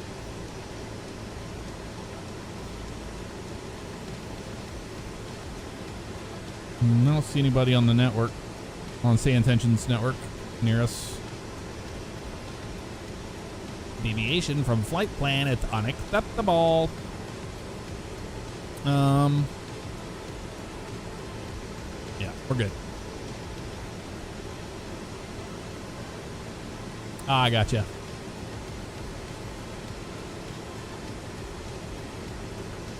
Beautiful, beautiful approach. Look at the blue. Absolutely gorgeous. Should look at the state of that. 7.5 from legged. Down to 5. Watching our speed. We're at 250 indicator now. 0.73 on the Mach. Got a long way to go down. At 2,000 feet per minute. We need more than that. We're going to need a lot more than that. So let's go vertical speed off. Pitch down a little bit more. Let's do about 3,000 feet per minute. So let's go you off. Pitch you down. Pitch you down. A bit more than that. There we go. That'll work right there.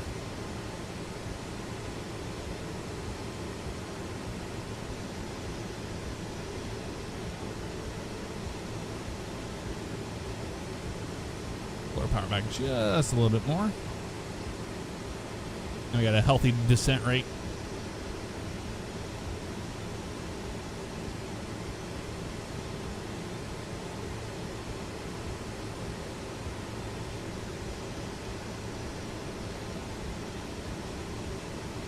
Four miles west of me.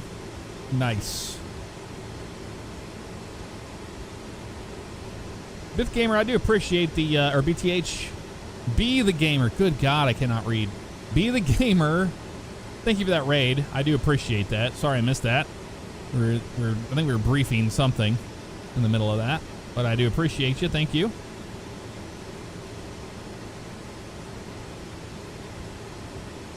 Anything fun on the 4th? Not that I know of.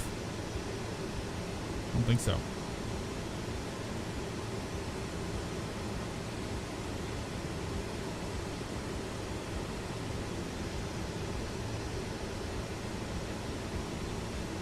Now they have their own replay mode thing in this. I don't know how to use it.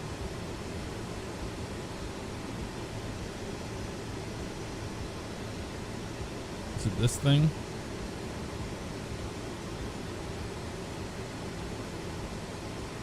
Is it under options? No.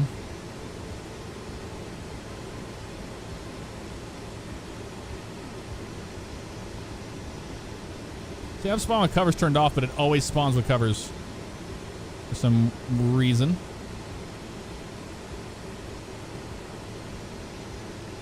Huh.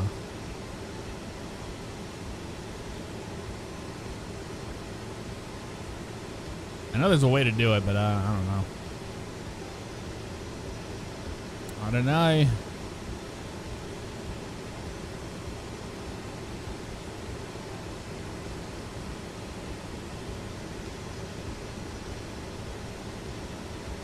Getting ice buildup on your windows? No way.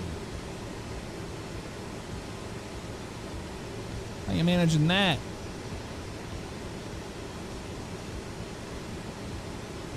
Let's see here. I'm gonna try to do the let's see. Yeah, because heat rises. That makes sense. Yeah, I'm gonna try to run flight recorder. I don't know if it'll work on this or not. This airplane.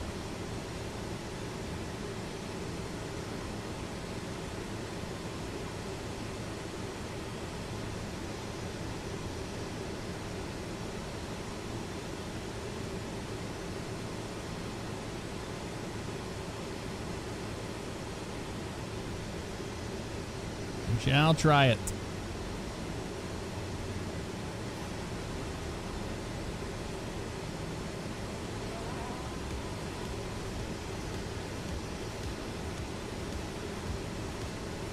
Remember, our altimeter is 3000. And when we get the approach controller, we'll call in with Oscar.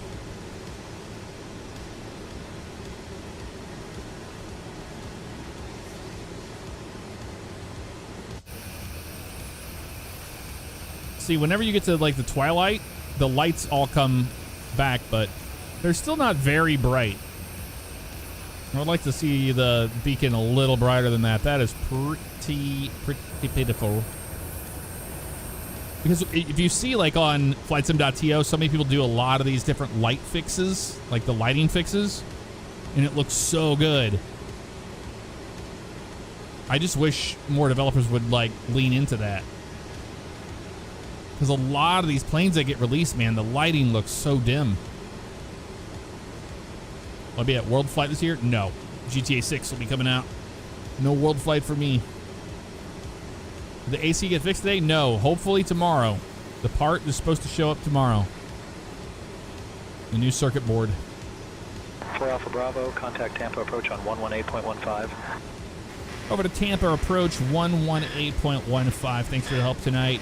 4 Alpha Bravo. See ya. Tampa approach 118.15. We're good. Oscar. Tampa approach. Good evening. November 444 Alpha Bravo. 17000 descending the Maddie 4. And we have information Oscar on board. November 444 Alpha Bravo, Tampa approach. Good evening, Tampa altimeter 3000. Expect the ILS runway 1 left approach into Tampa. And confirm you have information, Papa. Papa. Expect the ILS runway 1 left approach into Tampa, and we have information Papa on board, altimeter 3000 for Alpha Bravo. Who is this guy? Never talked to this guy. ILS 1 left. All right. So, we already were talking about that anyway. We figured it was going to be the case. 1089-007. 1089.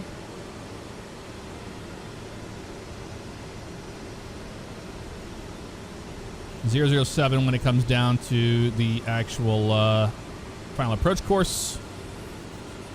When we get vectors, we'll know. We can change it over that way. 211 on the minimums. 211.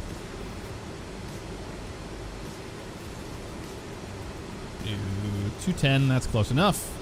Here comes this. Means we should have VNAV. The VNAV, we have it. I'm close to VNAV. We do, we have VNAV. All right. Start slowing down even more because we're going to be getting down to our descent in a minute. It claims we're on VNAV. We'll see if it is. We'll see if it's true.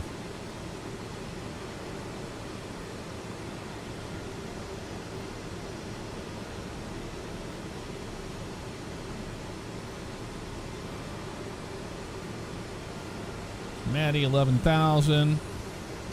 Oh, yeah, I see. It's taking a sweet time. But we're not even descending, are we? Just kind of holding out right here.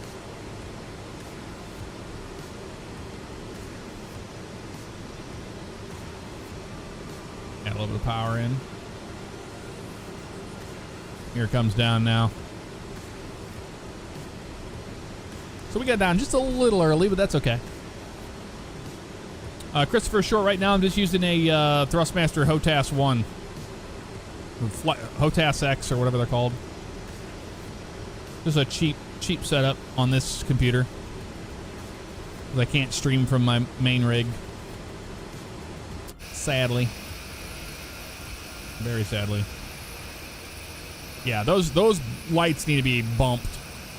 Especially the the beacon and the strobe. What can I say?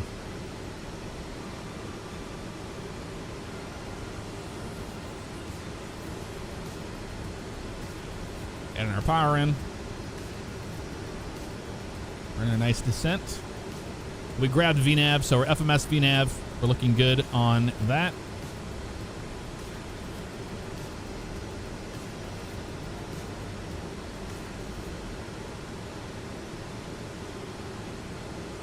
And I don't even have a curve or anything on this. This is default.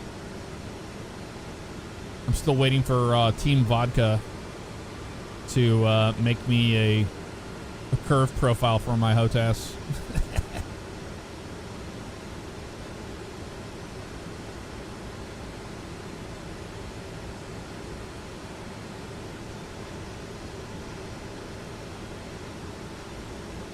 Yeah, for any of you that have SayIntentions, every time I do a flight, it's on SayIntentions on the live network. So I share my voice and my position and all that stuff. So if you're ever out and about and you see me, be sure to say hello. It's like VATSIM, but it's AI controllers. It's so cool. So we will still see each other in the world. It does model matching and everything. Hey, River Duck, what's up? How you doing? All right, we're slowing up to 250. Pull the power.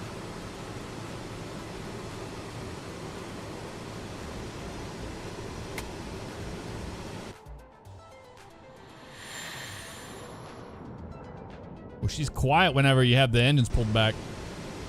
Look at that. You can make 250 like that. Look at that. We made it right there, right on the money. That's one thing about the Falcon I do like, is that when you cut the power, man, I mean, she drops speed. The airspeed does drop whenever you do that, which is great. 10, landing, wing.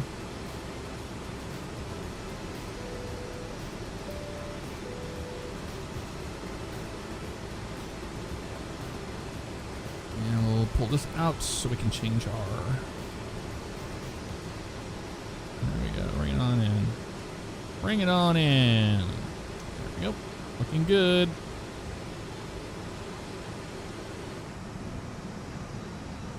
Beauty, beauty.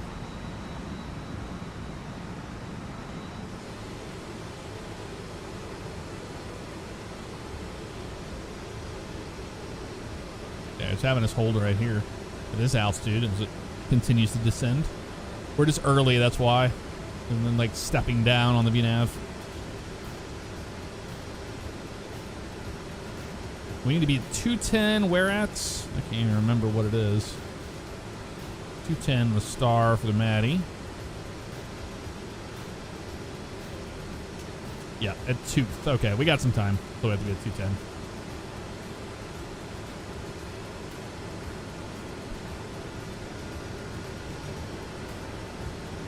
Rubber Duck, I don't accept friends on Steam. It is an absolute mess on there. I have to have room for like people that I game with all the time. But I appreciate it.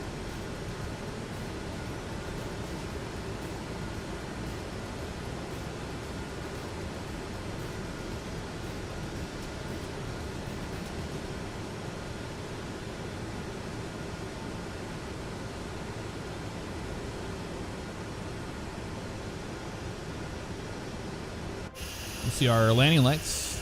They got the landing lights looking good. See that? That is great. Landing lights are on point. The beacons need to be bumped. And the strobes. If you ask me. But yeah, that looks good. Alpha Bravo, turn right, heading 165. Vectors for the ILS, runway 1 left approach. Right, turn heading 165, vectors for the ELS, approach 1 left. 4 Alpha Bravo. 165 on the heading. All right, 165. You can use this little screw as a nice guy.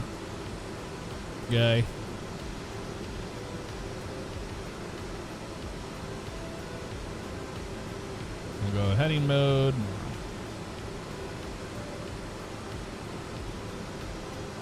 Speed's fine right now.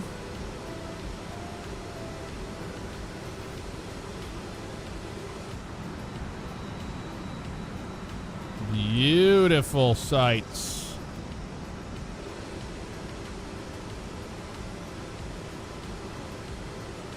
Beautiful.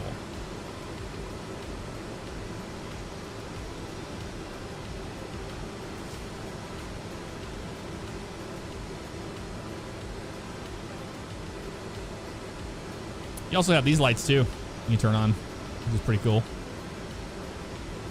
Hey, the night lighting in here is fantastic. Really good stuff.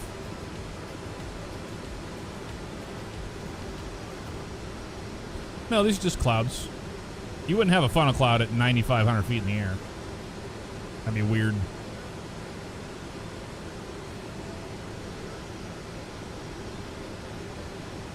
We got the Italian on the Tampa approach.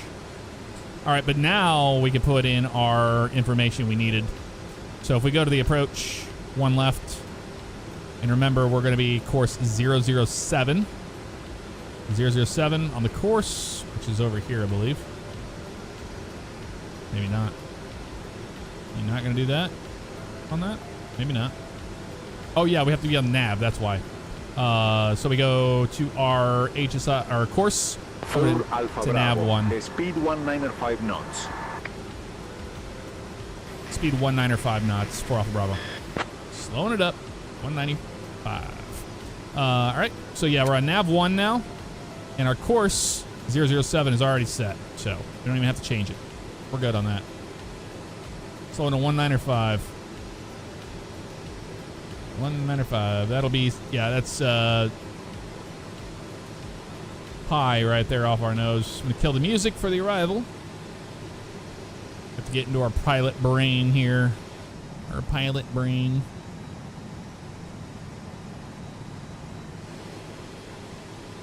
That's pi right there. That's St. Petersburg.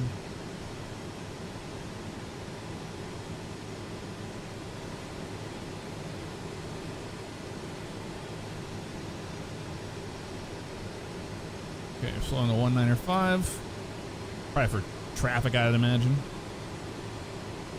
We're not descending on the VNAV path, though, which is... oh, no, that's our glide slope. We're on the VNAV path. We're just not on the glide slope.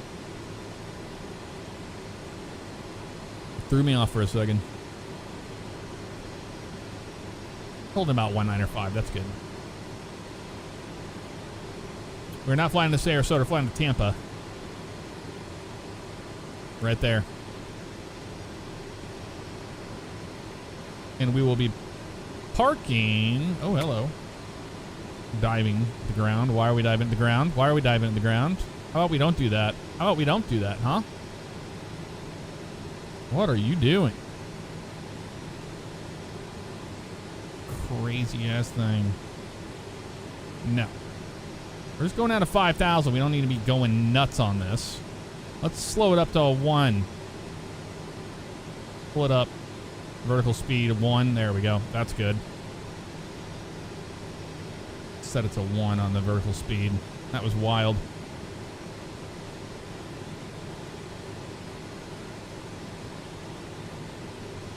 Want to go.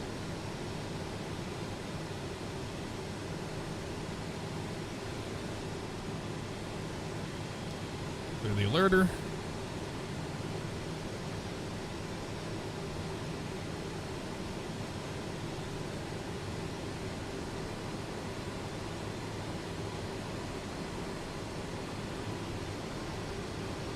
Christopher Short, I appreciate you. Thank you so much for the super chat.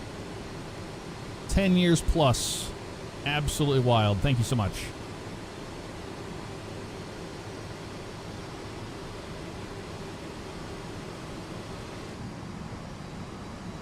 There's Tampa. There's Clearwater.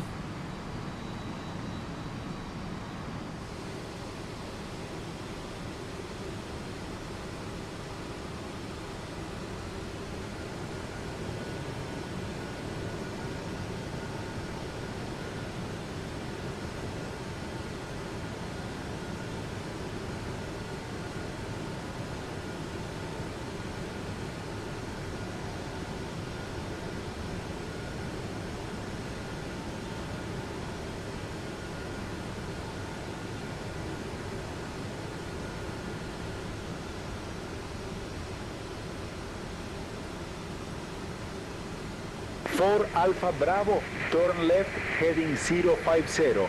Desolité, despacito a cover, descend and maintain 3000 in India. I'll turn heading 050 to maintain 3000 for Alpha Bravo. 3000, y'all. Go 3. Autopilot off. For Alpha Bravo, speed 195 knots. 1905 knots for Alpha Bravo. Yeah, we're trying here, buddy. We are trying.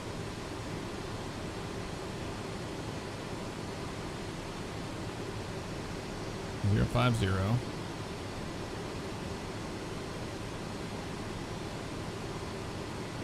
you go. 050 looking good. For Alpha Bravo, 6 miles from timer. Turn left heading 050. Descend and maintain 1700 until established on the localizer. Clear for the ILS runway 1 left approach. Going to maintain 1,700 until established on the localizer. Cleared ILS runway 1 left approach for Alpha Bravo. He's slamming us down. He's going to slam us down. That's what he's doing. Approach mode. Yep, approach. Selected. A little bit of rain right now we're flying through. Yeah, we're just getting down onto the glide. Departure November 569er 2000 for 4000. November 569er, Tampa departure, VFR O navigation. Up to 4000, November 569er. Getting the glide slope now. We're A-OK-O. For Alpha Bravo, contact Tampa Tower on 119.5. 119.5 for Alpha Bravo. Yeah, he slammed us. Landing, taxi, whatever. We're do it all manually. The last second. Love it. You're down. We're at 200. Tampa Tower 119.5. Fixing the glide slope before we even contact them. Remember, you aviate, navigate, communicate. Let's do our flaps. 20. Tampa Tower, good evening. November 444 Alpha Bravo, ILS 1 left.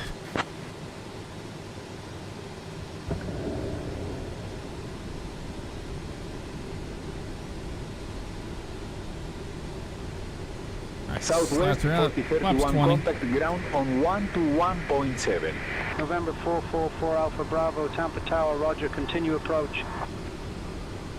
Continue approach for Alpha Bravo. Alright, continue approach. We're not clear to land. Not yet.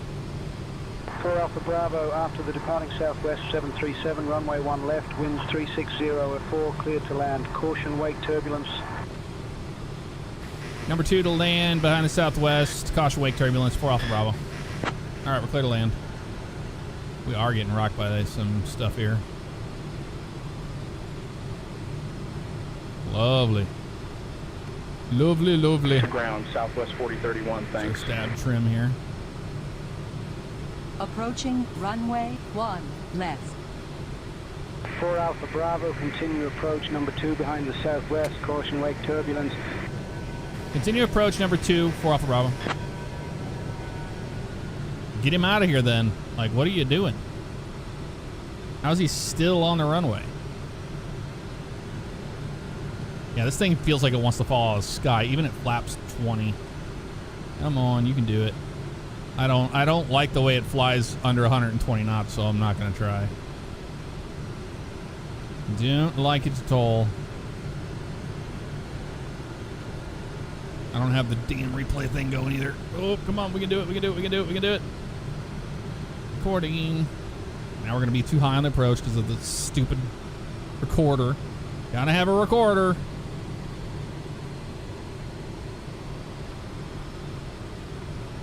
Come on, dude. Land me. You're not gonna do it? We're landing. I don't care. I don't see a Southwest 7-3. I see an airplane holding short. But is he for us? I don't think so. I don't know, dude. We're landing. He's not saying anything to me. All right, whatever, dude.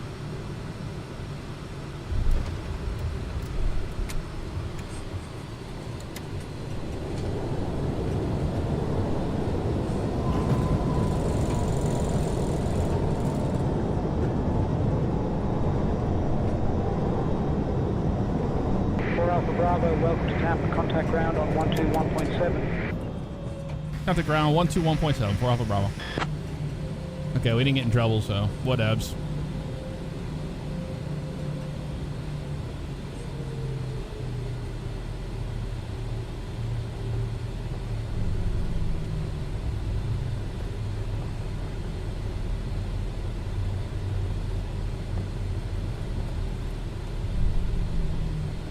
JetBlue 564, winds 360 at 4, cleared to land runway 1 left. 1 left, cleared to land, JetBlue 564. JetBlue is coming in behind us there. All right, let's go ahead and talk to ground. 121.7.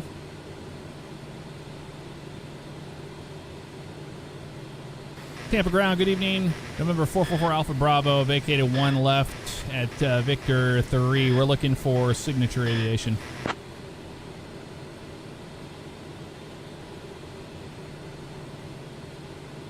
November 444 Alpha Bravo, Tampa ground, taxi to Signature Aviation via Whiskey 5, Whiskey, Victor, Juliet, Charlie, hold short of runway 10. Taxi to Signature Aviation, Whiskey 5, Whiskey, Victor, Juliet, Charlie, hold short runway 10. 4 Alpha Bravo. Whiskey 5, y'all. Whiskey 5. I guess we're just gonna take a whiskey to Whiskey 5. It's Whiskey 5 Whiskey. Okay, that's what we were just on. So we're fine on that, at least. All right, let's get our ground chart up. It'll help us out on this.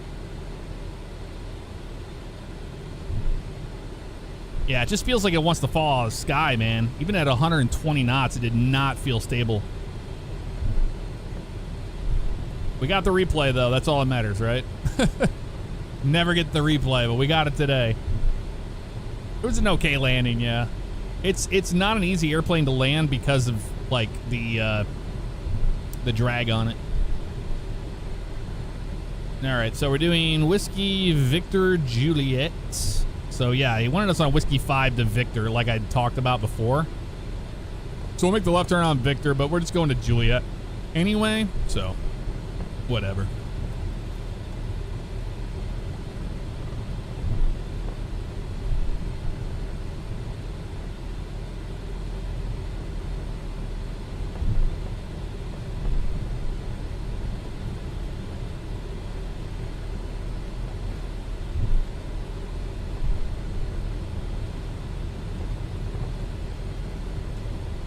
Hold short run 10. So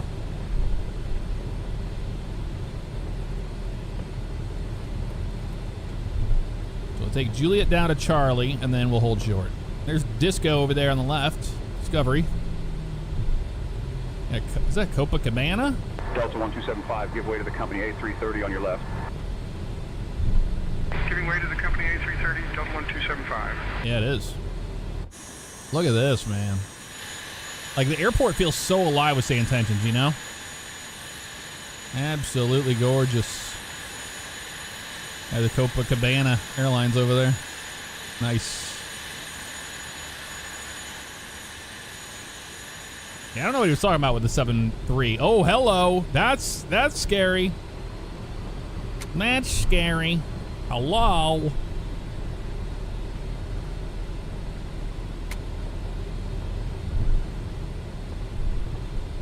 That is so realistic right there, man. As many times as I have been to this airport in real life, picking people up, departing when I lived in Tampa. A lot. Looks just like it. It'll be right on Charlie after Lima, and then we'll hold short of 1-0.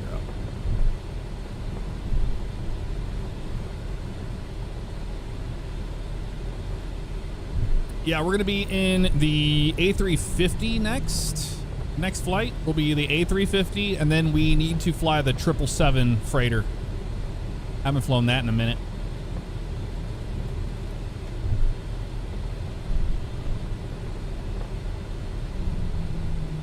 All right, can we do the whole spiel here? Go bus tie over here, on, and we can go Jen.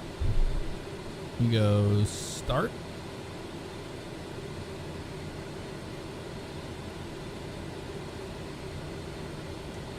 And bleed air. Get the APU up and running.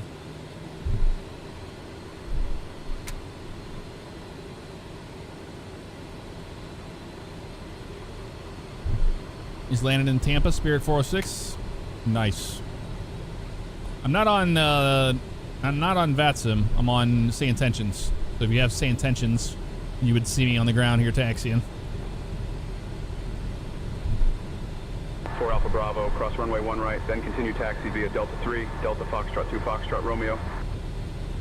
Cross runway 1 right, taxi via Delta 3, Delta Foxtrot 2, Foxtrot Romeo, 4 Alpha Bravo. All right, we're gonna cross this runway. Landing, wing, white. Cross here, then we go Delta 3.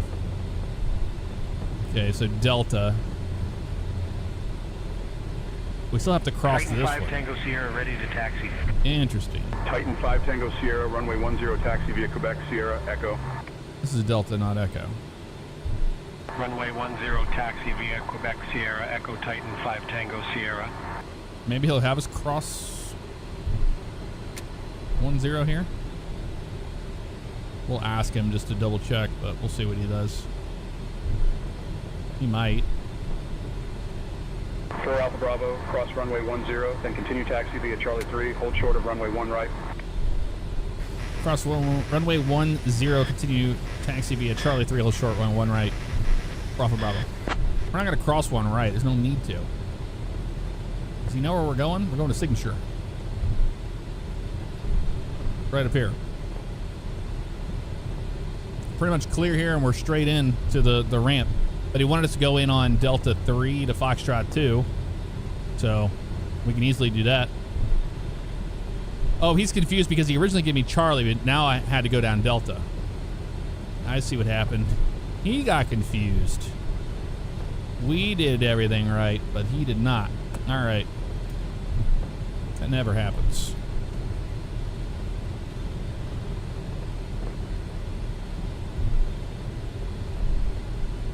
Box 2 coming up here on the left.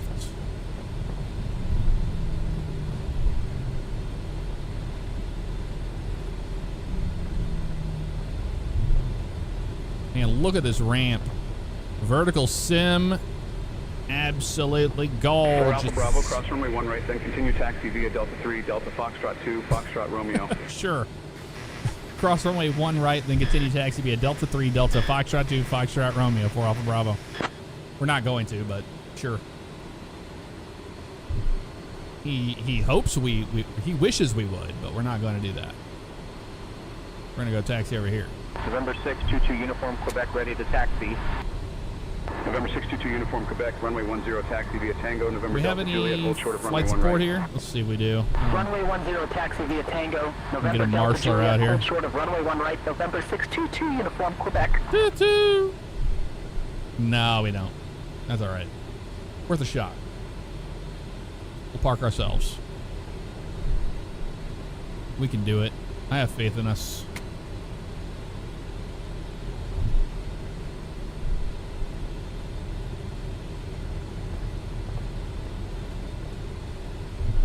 All right, taxi light off. Bring it on in.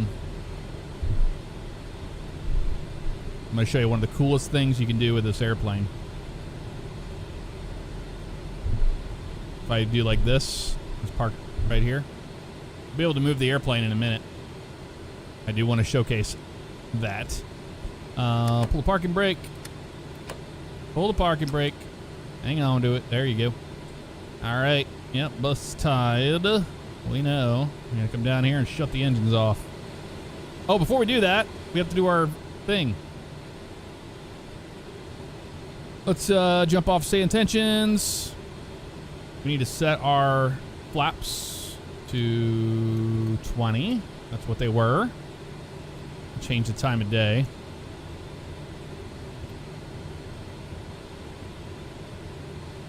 So as you see, our landing. We'll do it like in the evening. There we go. Let's see a little bit, you know. All right, that's good. Yep, that's good. We'll go landing light on, taxi wing, anti-coals on. Everything here looks good. APU can run. I don't care. I don't even care. Let's see if we can hit replay. Oh yeah, we got it. Pause the replay. Go in. We actually landed here. About right there. And then I go to my chase plane. Chase plane, go to drone. And I edit. And I say, hey, I want you to, what's that? What? Track aircraft. Oh, there it is. Holy moly. And then I can put that away for now. I can move this over here. Because remember, we're on fast mode. Profile fast. Move it over here. There we go. Look at that. Look at that. I don't know what the LOD is on this. I have a feeling it's not going to be good. I have a feeling. I just have a feeling about it. It's got a great LOD. All right. Here we go. Look at that beauty.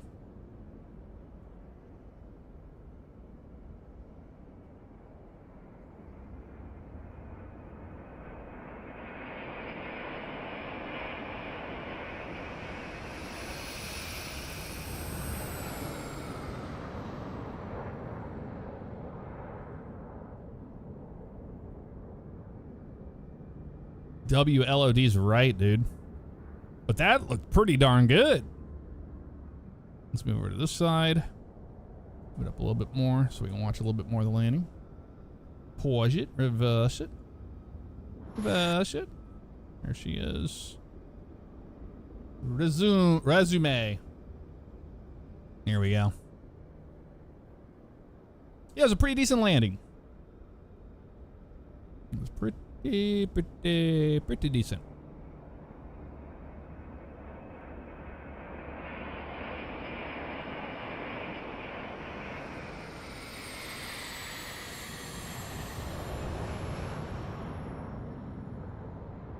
Ooh, that nose wheel down pretty good too.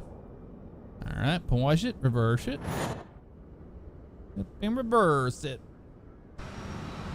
Let's change the time to real time so it what it actually looked like on the landing. Yep. Live weather and time. Resume.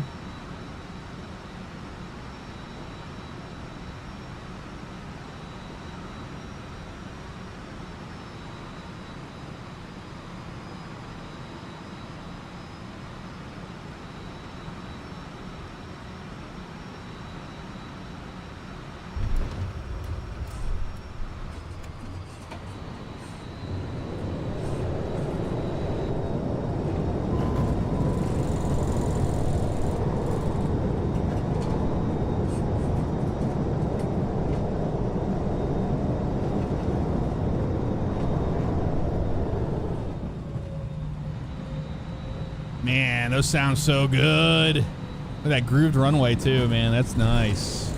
It's really nice. It's really nice. I like it.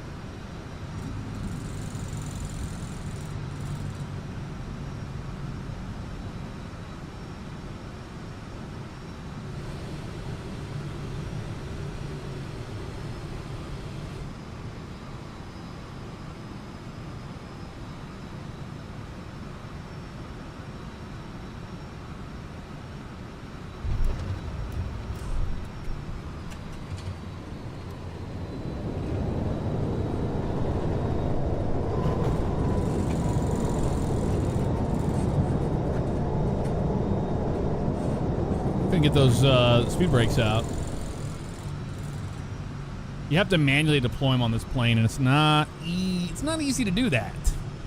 Let's go back to our drone. Is it still there? No, of course not.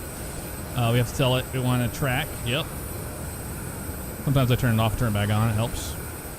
It does help us quite a bit. We gotta watch this landing from at night.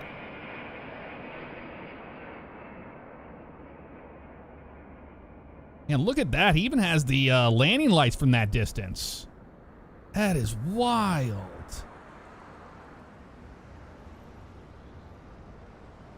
That looks really good.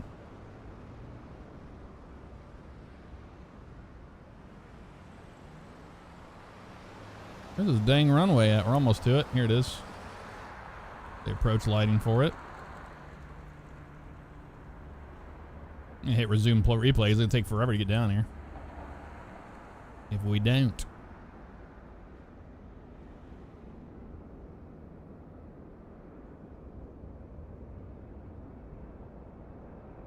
All right, Todd, thanks for hanging out with us. We'll see you next time, man.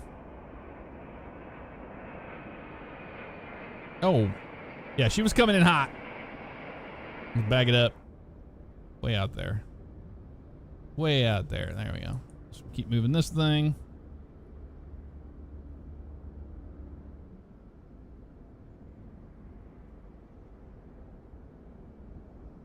Actually, let's hit resume.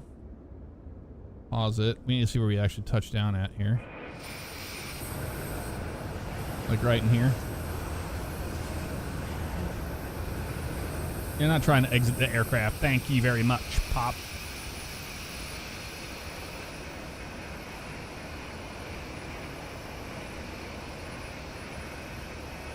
More light on this side. Yeah, the lane lights look great at night. I kind of like it better on the other side without all that in the way. To see, you know?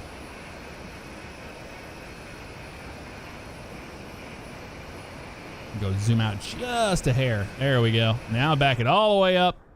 And now we can watch it. Holy moly, that took a while, right? Well, we figured it out.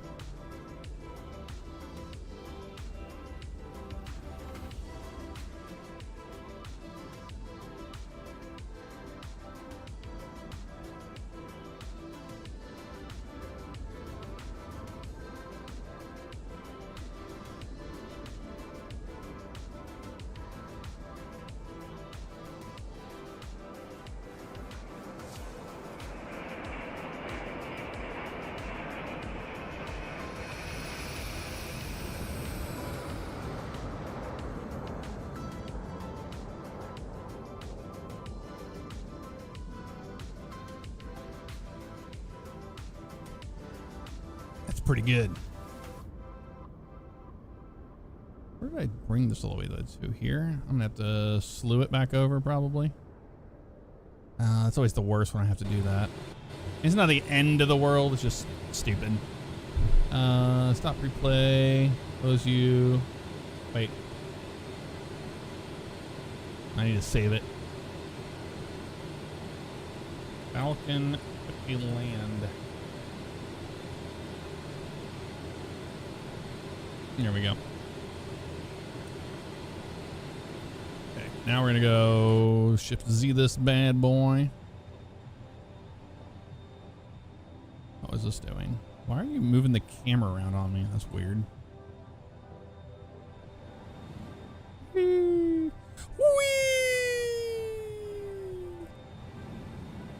Whee! Whee!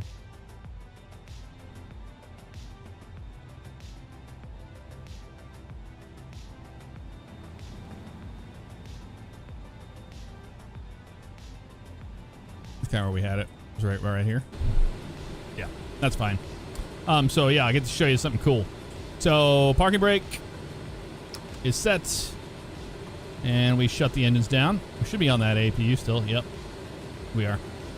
So yeah, we just shut them down.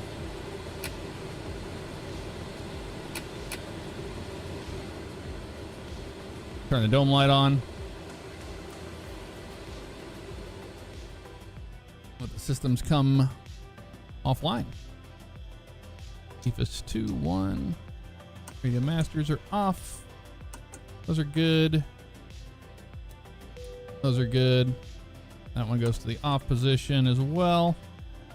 Yeah, we turn those off, of course, from everything we had before. Logan, nav can stay on. That's fine. Boosters are off. We just go dome off. Bat 1 and 2. Shut the whole thing down and the APU. And look at that. That whole thing folds up. How cool is that? So we're going to put this thing out. Okay to tow. Brakes are set to there. If we go outside, check this out. We can come down here to the torsion link. We can take it apart. Hit Alt F, turn that off. Flashlight. Undo the torsion link. Now we can get our remote tug out. Wait, brakes on, do not tow. Oh yeah. That's true. It'll turn green when we do that. So you can be your own ground crew. How cool is that? So now, all I gotta do is just go up here to this little controller thing here. We press this to connect the tug, like that. Now we can creep it forward and turn it all the way to the side here. Look at this.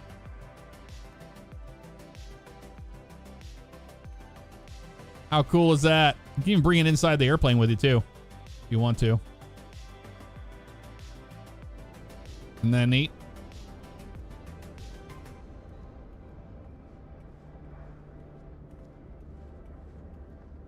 Turn that off. Yeah, you have a remote tug, so you can actually pull this thing in and out of the hangar. So we can bring this into the hangar. Should we try to do that? Maybe we should. I have had it freak out on me before, where you have to like stop it and then reconnect it to turn it again. It does seem to get caught up. Sometimes, see, I can't turn it to the side. So I tend to slow it down like this, or you can hit the emergency stop. Then I undo it and then put it back on. And then now I can creep it forward and then turn it again.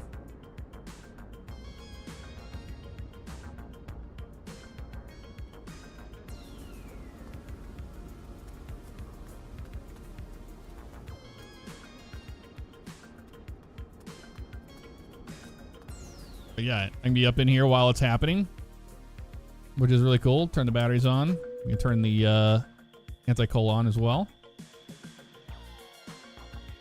Let me put this guy away. Red. There we go.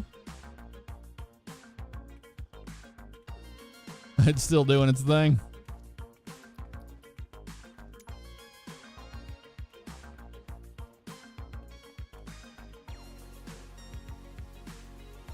I don't know if there's any rooms in the hangars over here for us to put it away. That would be cool. Yeah, see how I want to do that again? I'll do an emergency stop on it. Unhook it, rehook it. Bring it forward.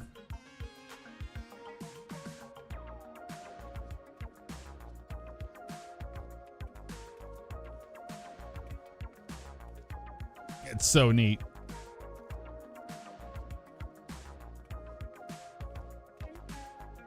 Yeah, I think there's no hangar space open. Is there on the other side, maybe? It's an emergency stop on that. Put this guy away for a second.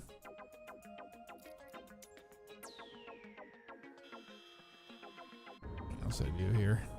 Is there any hangar space open on that side? Oh, there might be something over there. I don't know. Let's check the drone. I need to set my drone camera up on a button too. It's just lazy. No room. There's no hangar space for anything. Yeah, we can't even fit one over here. The hell am I gonna put this thing at?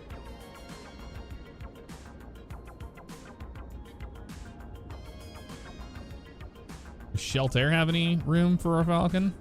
Don't think they do. That guy's taking up space. At least give us like one hangar open, you know? That'd be cool. Shelter, you have any room over here? Hell no. Nope. No room there. Dude, I want a hangar. Do we have any room over the other side? I don't think we're going to have any hangar room, sadly. I Well, it is what it is, I suppose. We'll just reposition it out on the ramp. I'm alright with that.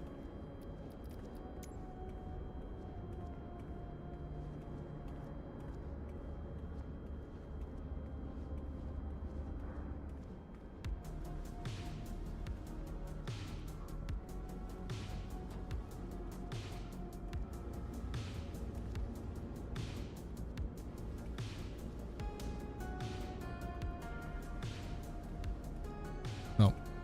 Has an LOD.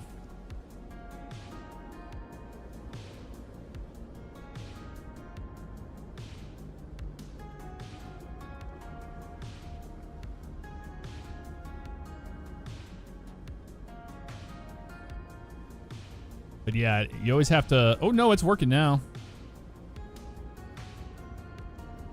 I'm able to still turn it.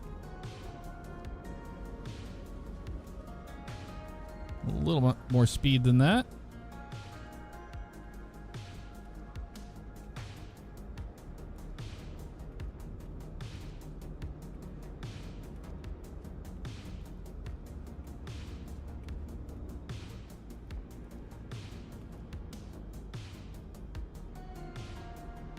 Nope, it's doing that thing.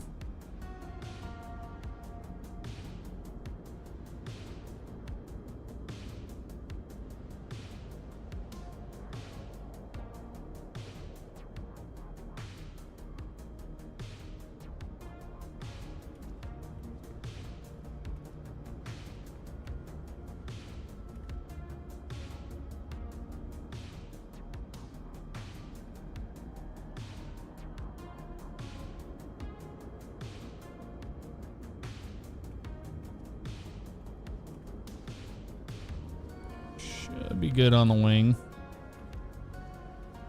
Keyword should. Yeah, we're fine on the wing.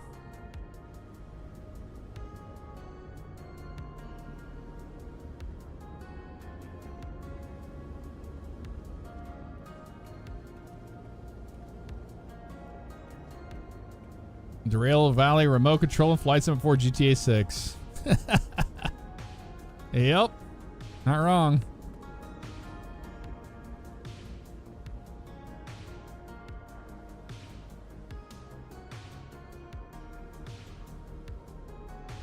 Yeah, locked out on me right there.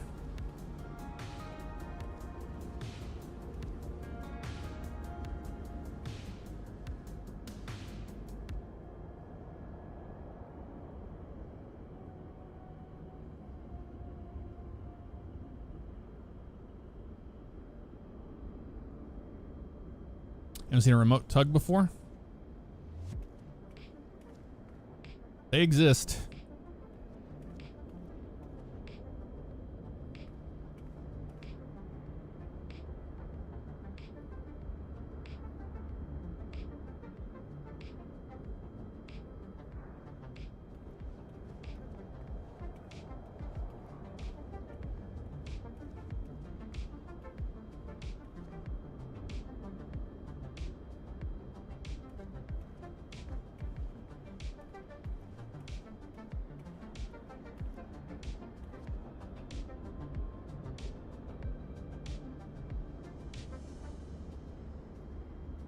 There we go. That's exactly where we want it.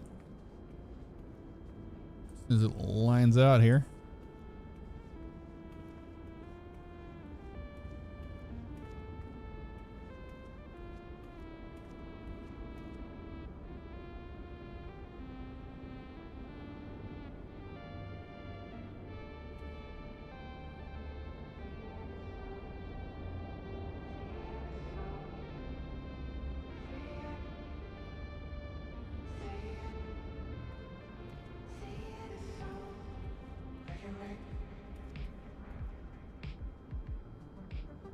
There we go.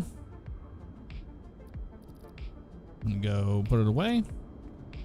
Now we just connect the torch link back up to it.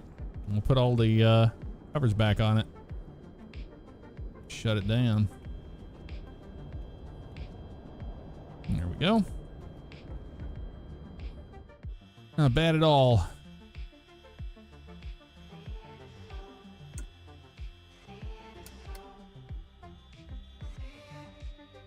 that guy away. I don't think we can put our covers on it manually.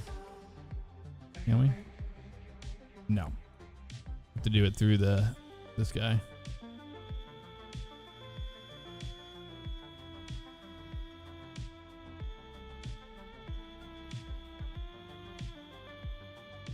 There we go. Chalk it.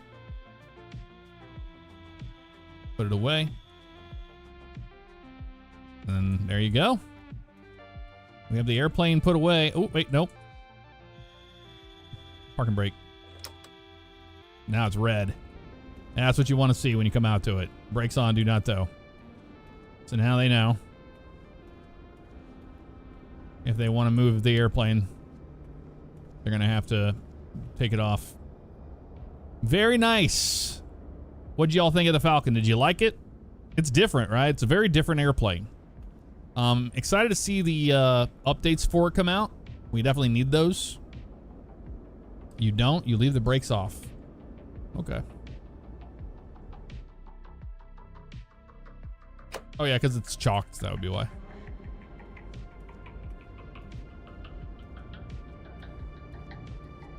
We don't get physical chalks though, which is weird to me. But yeah, anywho. Line guys can't disconnect your brakes. They want to move it. Yeah, gotcha. Really liking the ATC and you haven't even taken off yet? Dude, it's insane, right? Like, it's so good. You get the remote tug on PS5 version. This is not out on the marketplace yet. It's only on the Contrail store. Sadly. Only in the Contrail store. Yeah. You're very welcome for the stream. Thank you all for being wonderful people and hanging out with me. I had a great time flying the Falcon down to Tampa. Next time we'll be in the A350. Thanks everybody for all the love and support. Derek, once again, thank you so much. Tone Rex, AV, hello Adam, everybody. Have a great night.